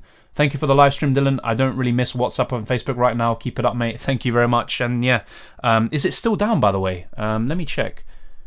What the hell? It's still down. Yeah, my message is still pending. Oh my god, that is crazy. My lord. What's that all about? Yeah, Jesus Christ. It's good for everyone to still be here. Obviously, still 139 people. Really appreciate it. Thanks, Dylan. Enjoy your streams and thoughts to consider. Thank you, Cherie. There will be more videos to come, especially with the wildcard. Tomorrow I'm probably going to be getting a slightly new setup. So I'm probably going to be taking my time doing that amongst other stuff. But yeah, I'll be aiming to do more wildcard videos, team selection, potentially previews, rating your teams, and then obviously the live streams to come. UCL Fantasy as well, match day 3. So a lot more to come. Keep Alonso. Once again, if you have enough defensive cover, keep him for now. But long term, I think Azpilicueta, Rudiger, Cancelo, Diaz, and obviously Trent, definitely the ones to go for. Thanks, Dylan. Thank you, John. And obviously some interesting ideas with the Southampton players. That could be really good. And to be honest, I might just get Livramento myself over Janssen. But of course, there's so many different options to consider, as you can see. And it was even worse a few game weeks ago, around game week 4, when we had, you know, a lower sample size or a smaller sample size, and we had so many different options popping up. But now we have a bit more consistency. We have maybe a bit more of a firmer idea, and yet there are still a few kind of holes in this team that could actually be changed. Thanks for the suggestions, mate. Great stream. Thank you very much. I'm going to be eating soon, and I am still slightly ill, but obviously in terms of the voice situation and stuff, I'm fine. But obviously, yeah, still a little bit ill. Do you think Son is a long-term investment? I think so. If you look at the fixtures, obviously next 4 game weeks, yeah, he's got West Ham, United and Everton, but he can still do well in them. But then look at the fixtures afterwards. Leeds at home did really well last season, by the way. I captained him for that. Burnley away, he got a double-digit return in that game too. Brentford at home, Norwich at home, Brentford away, Leicester away. That's not too bad, to be fair. I think those are decent fixtures. And Liverpool at home, yeah, it's a bit tough, but Son could do well. And then look at Crystal Palace at home, Southampton away, Watford away. So up until game week 21, I think Son's a great choice. So that's why I'm tempted to go for him. And he's also just a differential. And he's so explosive and consistent. You know, how many other midfielders gets these many, you know, double-digit returns and will probably be, you know, second or third highest scoring FPL midfielder? You know, not many, to be honest. Amazing stream as always. Thank you very much, Laser. I do my best. And yeah, apologies for the certain, you know, pauses throughout the stream. But yeah, still, you know, slowly getting back into the groove of things. Ramsdale, Rudiger, Alonso, Cancelo, Rafinha, Grealish, Salah, Saka, Jimenez, Antonio, Lukaku. What would you change? Probably Alonso if you could help it. Obviously your defense isn't bad, but I'd probably change him to Azpilicueta or Diaz. And then maybe, you know, Grealish long term, I'd probably move him on. I'm just not too convinced by him at the moment, but maybe just give him a few more weeks and, you know, let him prove himself. Maybe Saka. Yeah, probably Saka to an Everton midfielder or Mbuemo. And as for your attack, I think that's fine. Obviously, Vardy could be another one to look out for in your case. But you've got Lukaku, Jimenez and Antonio. That's pretty decent. Force on Wolves, goalkeeper or defence. They're still good options. And, you know, definitely, you know, just because I don't have any on screen doesn't mean you can't go for them. Jose Sarr is still one of the best keepers you can go for. I just think the fixtures after Game Week 14 aren't the greatest, to be fair. Obviously, the fixture run was always up until Game Week 14 for them lot. So let's actually get their fixtures up on screen and talk about them a little bit. So let's actually get Jose Sarr. Okay, yeah, Jose Sarr. Oh, what am I doing? I'm just restoring the player. Oh, yeah. All right, Jose Sarr. Where are you? I think it's just Sarr. There we go. Oh, yeah, select replay. That's why. Yeah, okay. So here we go. Jose Sarr, fixtures. Yeah, so after Game Week 14, he's got Liverpool at home and Man City away, then Brighton away, then Chelsea. Now, yeah, the fixtures from Game Week 15 to 21 are awful, so I'd be a bit concerned about that. But up until Game Week 14, good fixtures and, you know, still a good option. I'd probably rather would go for one of their defenders if you want to go for them, just because it's easier to move them on. With a goalkeeper, you'd rather have a set and forget for at least the next 10 game weeks or so. But still, decent option. Thank you for moderating the chat. With Facebook, someone deleted large parts of the routing. Long story short, it's not down. It's pretty much gone. What? Oh, wow. But I don't know how they'll recover it or what's up with the other platforms. Yeah, it's because Facebook does own Instagram and WhatsApp, so they're fucked as well, basically. Apologies for the swearing. But yeah, that's crazy. I actually haven't seen or researched it myself. Damn, it could be the end of telecommunications, at least in this format. You know, there's always Snapchat, there's always YouTube. Great stream, mate, as usual. Thank you very much, Kobe. Thank you very much for your contributions and watching, as always. I think West Ham will have a downhill very soon. Yeah, Spurs and United will be back. I think obviously they'll be back and competing for the top 4, but I don't expect United to compete for the title. And as for Spurs, top 4 I think is out of their reach, but they can still maybe be kind of close. Replacement for Benrahma, definitely Rafinha, and if you have him already, then I'd be looking at one of the Everton midfielders or Mbeumo. Sell that Facebook stock, lol. Yeah, definitely. I got to say, Maximan, do you think I should change? If you've got a good team and you don't know what else to do, then maybe say Maximan to Hwang or Jimenez could be the way to go. So that is a decent option. Or even Tony. I think Tony's a good choice.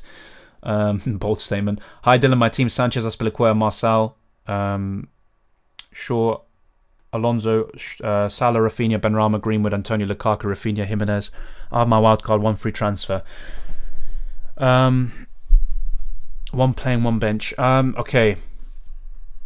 I think one thing you could do is move Alonso on for a City defender like Cancelo or Diaz.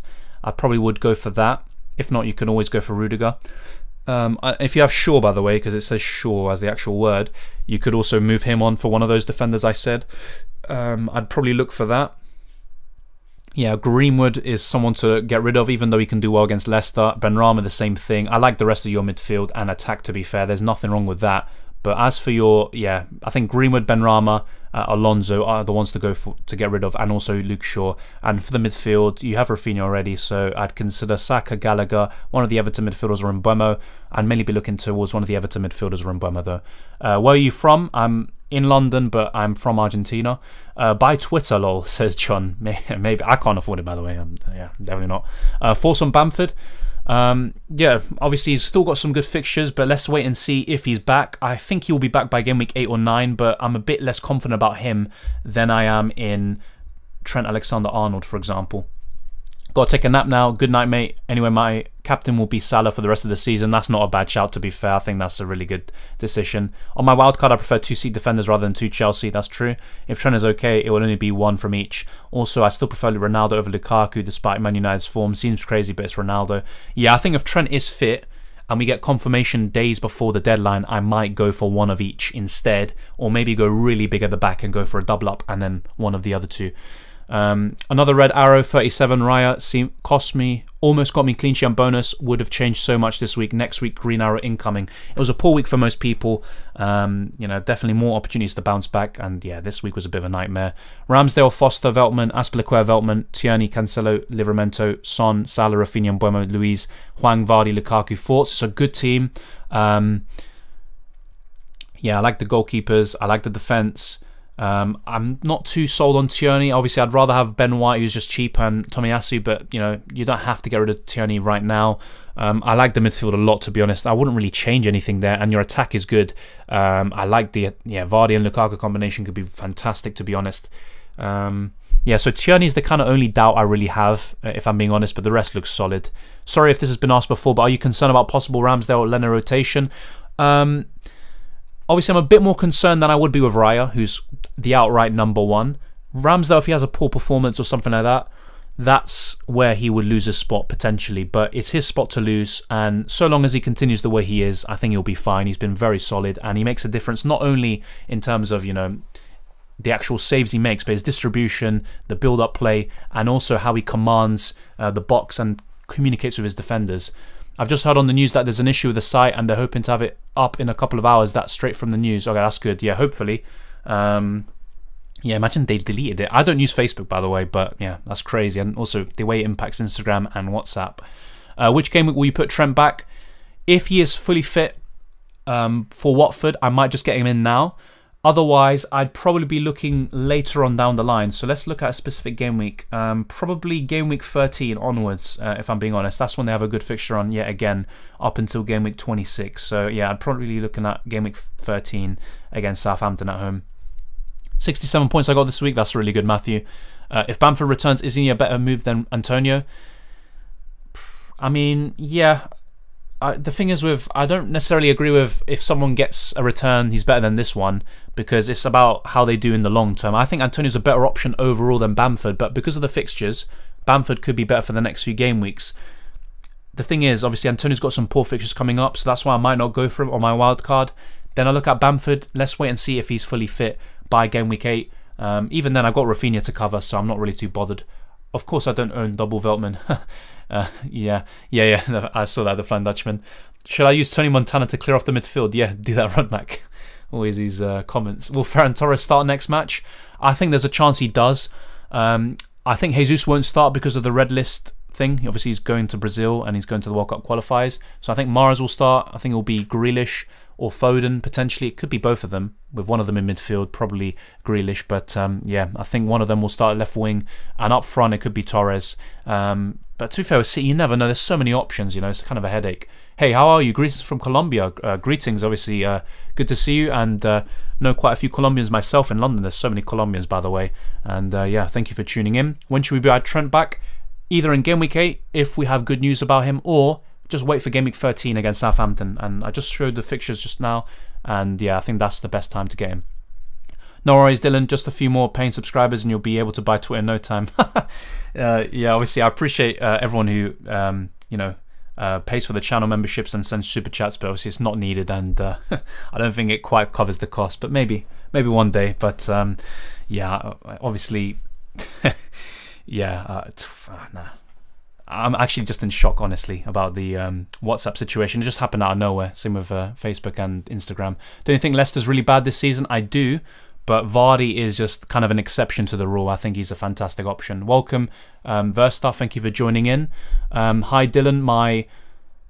Oh, I just lost the chat. Apologies for that. My wildcard draft is Sanchez, Ramsdale, Diaz, Rudiger, Aspilicueta, Livramento, Tomiyasu, Salah, Son, Rafinha, Townsend, Lukaku, Hwang, Tony. Got 6.6 million in the bank, looking for a midfielder. That's a good team. Yeah, I'd probably be looking at either Mbeumo. Yeah, you've got Townsend already, don't you? Yeah, you've got a different team structure compared to the one I have on screen, for example. So no Son. And you've got, yeah, Lukaku. You've got, yeah, you're really big at the back, aren't you? 6.6 million in the bank. You could go for Saka, Gallagher. But yeah, I'm not too convinced by them. I'd say Mbeumo is the one I'd probably look at, but you do have Tony already. What will you do if Ronaldo scores against a big team? Well, nothing really. I'm not going to get him in just yet. You know, I don't think his ceiling will be that high against the bigger teams. Of course, he can still do well. It's Ronaldo. But I think Lukaku and Vardy can easily outscore him in the next few weeks. And I won't be captaining Ronaldo regardless in most of the fixtures, so not really too bothered by him. The perfect time to get Ronaldo back in, probably around Game Week 15, 16, especially if he shows a bit of form beforehand. Great fixtures up until Game Week 26, 28. Ramsdale, Rudiger, Cancelo, Aspilicueta, Trent if he's back. If not, I'll probably play Gallagher or Sarr, Rafinha, Salah, Doucouré, Lukaku, Hwang, Antonio, Raya, Gallagher, Sarr, Livramento, bench. Yeah, I agree with the bench, to be honest. I probably would do the same thing. And yeah, I'd probably play Gallagher over Sarr if possible, but actually I'm not too sure. And that's obviously dependent on your Trent news. I think that's the right thing to do, and you've got a good team. You've wildcarded recently by the looks of things, and it looks pretty decent. Current overall rank 4,000 in the world, says Rohit. That's really good, mate. Really good rank, obviously, at this stage. Sanchez, Raya, Diaz, Cancelo, Chilwell, Rudiger, Livramento, Salah, Rafinha, Doucouré, Mbeumo, Grealish, Tony, Lukaku, Bamford. Obviously, keep an eye on Bamford's situation. And Chilwell, I'd still get rid of. Obviously, he did really well against Southampton, but I'd still get rid of him. The rest looks solid. And yeah, you can get Aspilicueta in for Chilwell if you want, or maybe Trent if he's fit, but that would require downgrade elsewhere. Would have to get a 4.9 million or less defender to be able to field Son, Vardy, Lukaku as well as Salah. Yeah, I think 3 is enough of these kind of premium players. 4, I wouldn't say it's overkill, but obviously it would require downgrades elsewhere. Foster, Ramsdale, Aspilicueta, Duffy, Cancelo, Livramento, Janssen, Son, Salah, Townsend, Foden, Rafinha, Lukaku, Maupay, Hwang. Any thoughts? It's very similar to the team I have. At one point I showed a very similar team with Hwang. I didn't have Maupay though, and I had Foden. Yeah, I like that team. I'm a bit hesitant about Foden and Hwang long term, if I'm being completely honest, but they're still good choices, and I think they could do really well, at least in the short term.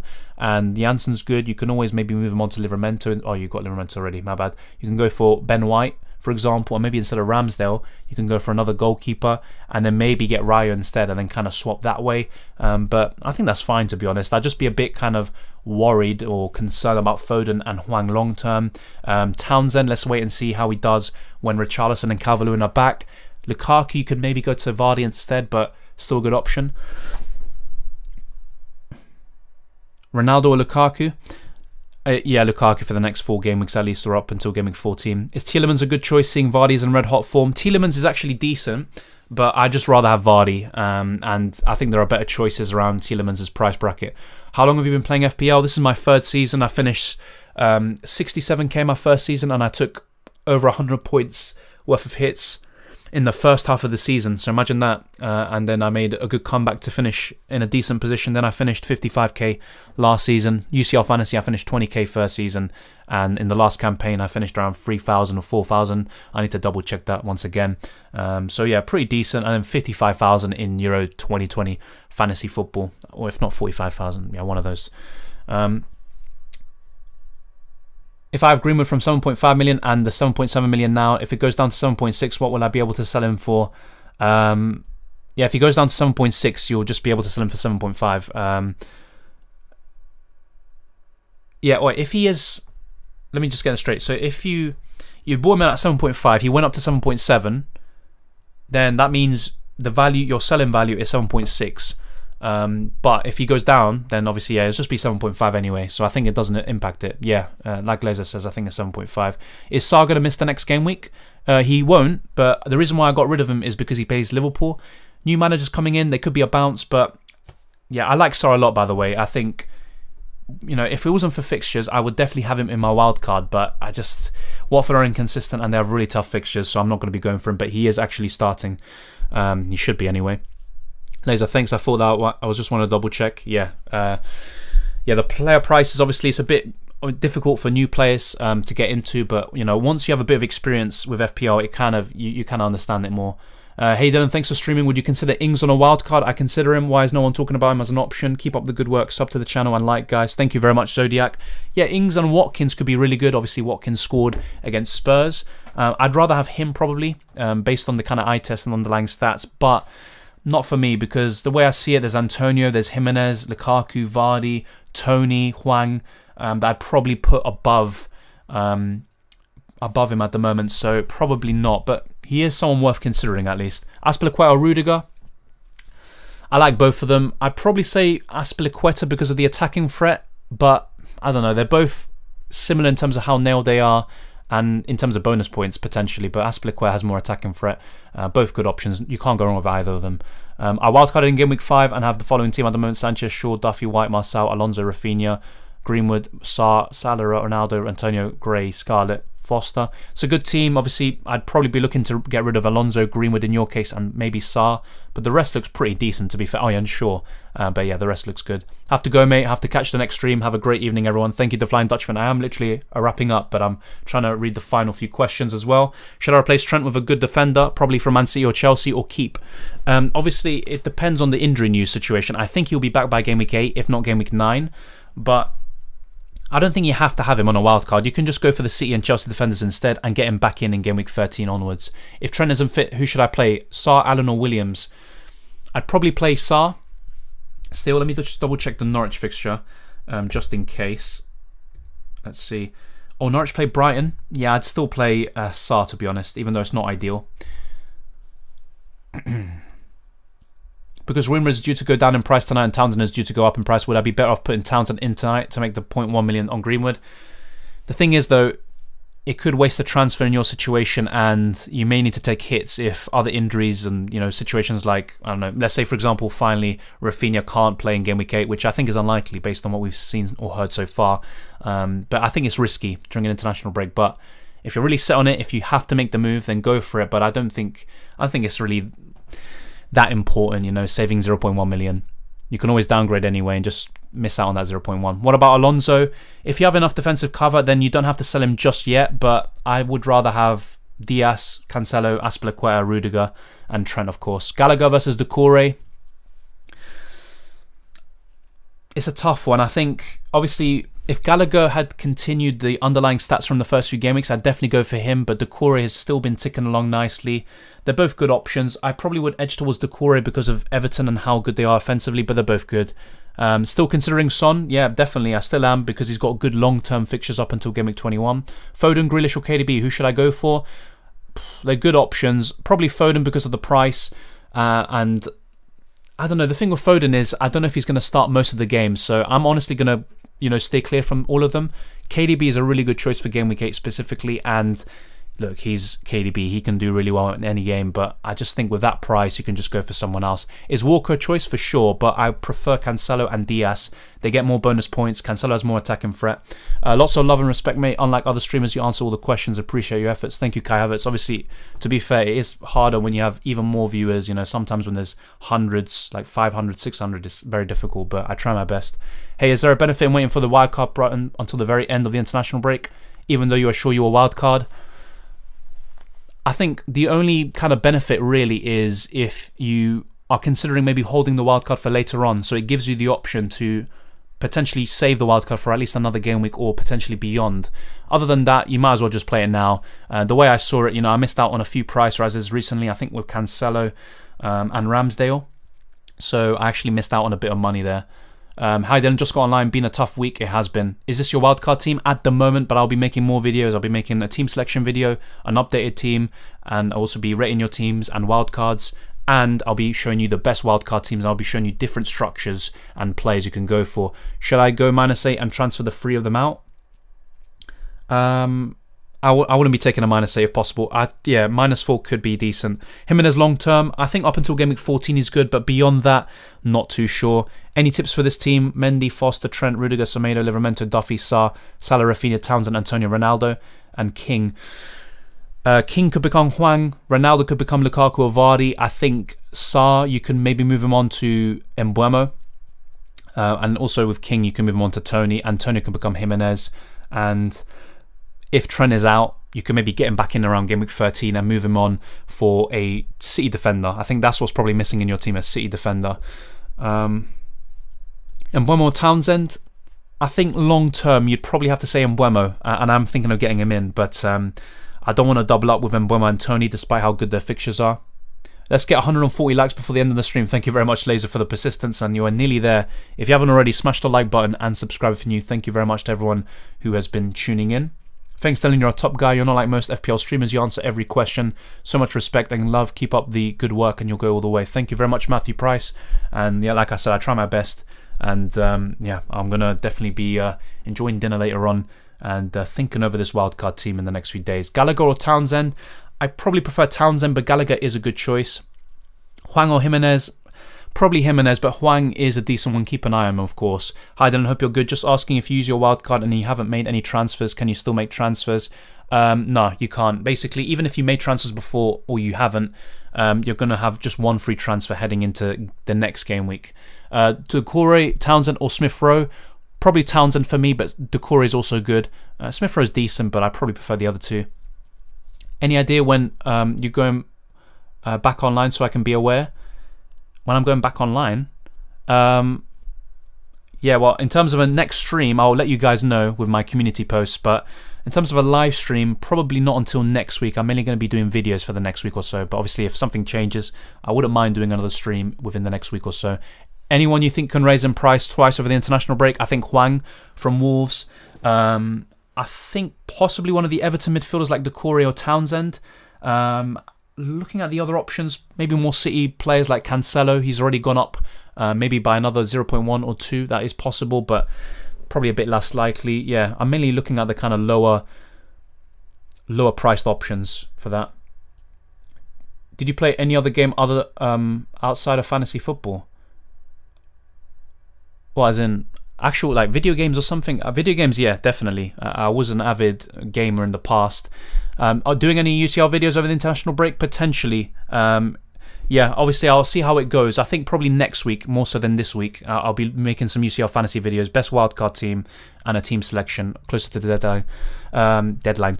Antonio long term, maybe not because of the fixtures, to be honest. Diaz or Cancelo? Cancelo because he's nailed at the moment, but obviously if that changes, then I'd probably say Diaz. 142. Thank you very much, Laser, for the persistence. Now 143. Thanks, mate, for your advice. No problem, Mandar. Thank you for tuning in. Really appreciate it. We'll have Alonso as a sub. Yeah.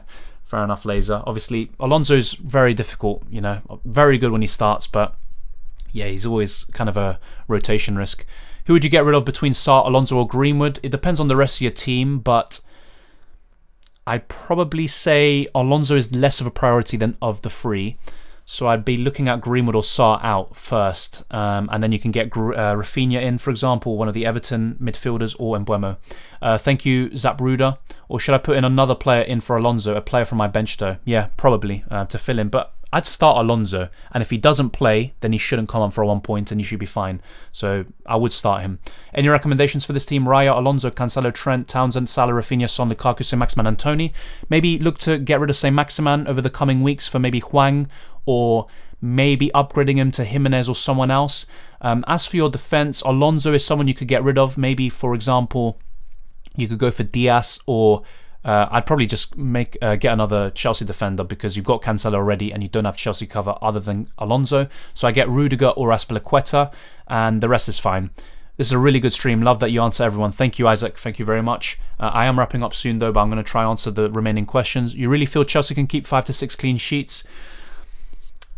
I think at least 4. But obviously, football doesn't always work like that, and even in these kind of easier games, Chelsea could be a bit more offensive, and they leave more gaps between, you know, their wing backs and centre backs, and that's where they could be a bit more vulnerable. So maybe they won't, and I am considering maybe going double City defence.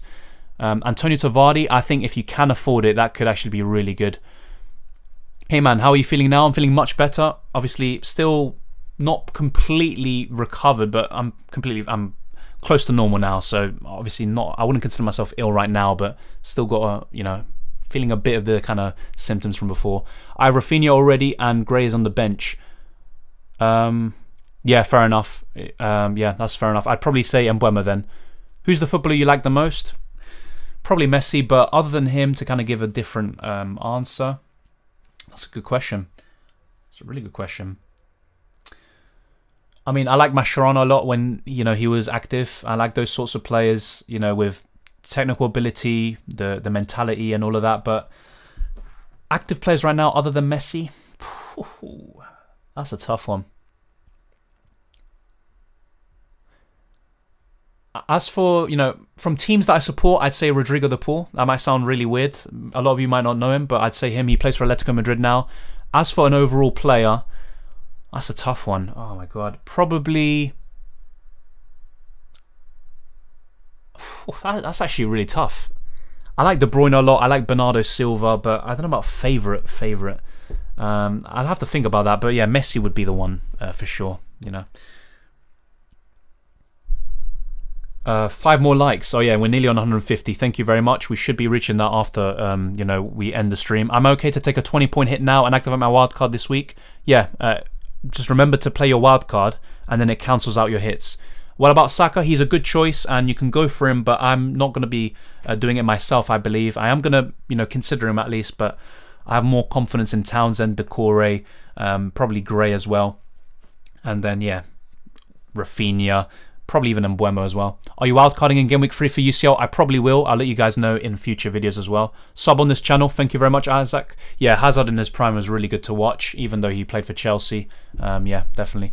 My team for Game Week 8 at the moment is Sanchez, Duffy, White, Marçal, Shaw, Rafinha, Gray, Sarr, Salah, Ronaldo and Antonio. So good team once again. Going forward, Duffy and Sanchez, maybe get rid of one of them. Probably Sanchez, maybe for another goalkeeper like Ramsdale or Raya for the long term. Marçal, maybe you could move him on. You could maybe go for Janssen or Pinnock. I mixed them up, didn't I? Shaw, you could move him on to a City or Chelsea defender for sure. And Sarr, I'd be looking to maybe get rid of him for Mbeumo, and Ronaldo to Lukaku or Vardy. Haaland or Mbappe? That's a good question. I think overall Mbappe is the better player, but right now I think they're kind of neck and neck. I think Haaland's the better goal scorer for sure. Mbappe might have a bit more to his game in terms of dribbling, in terms of assists, and, you know, just the spaces he opens with his pace. But Haaland is really good. He's so consistent. And, you know, in terms of if I had to bet on someone to score, you know, in a game, I'd definitely say Haaland. You know who's a good player at the moment? Luis Diaz from Porto. Yeah, I remember him in the Copa America. He played against Argentina and he caused all sorts of havoc. So, yeah, he's definitely a good one. Brentford defence. Yeah, I've got Janssen at the moment, but there's also Raya in goal, there's Pinnock, but I would say a Brentford defender isn't a bad choice. I personally think 2 seat defence is better than 2 Chelsea, despite the fixtures. I agree. To be fair, long term, I definitely agree. People forget Chelsea can sometimes implode. Chelsea 5-2 West Brom. That's true, but then again, that is just one game, and in all the other ones, they tend to keep clean sheets, but I see what you mean. I think City are a better defence. What team do you support? I support Arsenal. Thoughts on Southampton going forward? I think Livramento is obviously a really good choice. McCarthy could be a decent goalkeeper, as said before by one of the viewers. Armstrong is someone to consider. Elianusi potentially, but yeah, I'm just mainly looking at Livramento at the moment. Who is winning the Prem this year? It's definitely between Chelsea, City and Liverpool, as I've said all season. I don't see United winning it.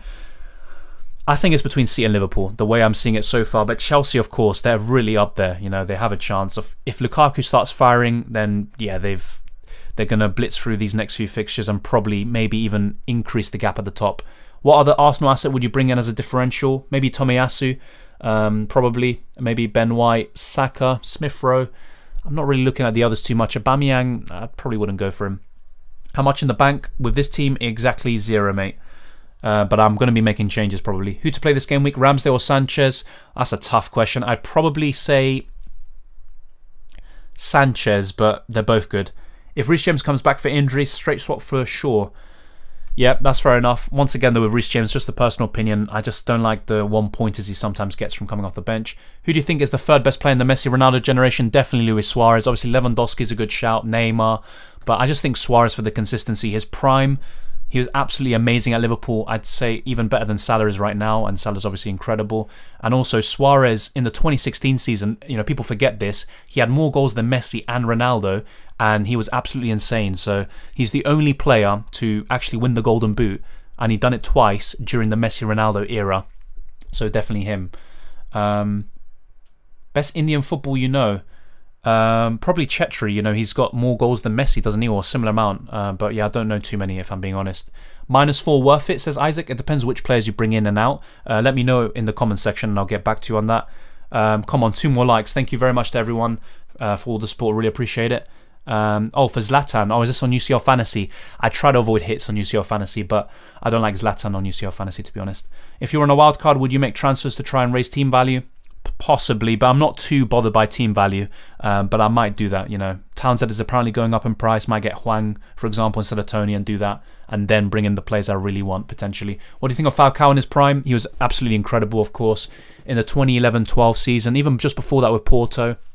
And then, yeah, even 2012-13, he was absolutely incredible. It's a shame he couldn't sustain that. Yeah, 150. Thank you very much, Laser, for all the support. Thank you, everyone here.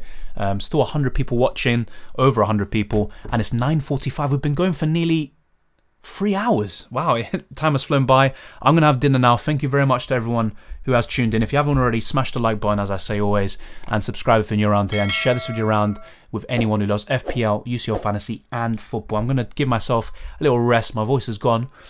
Still slightly ill, but you know, much better than before.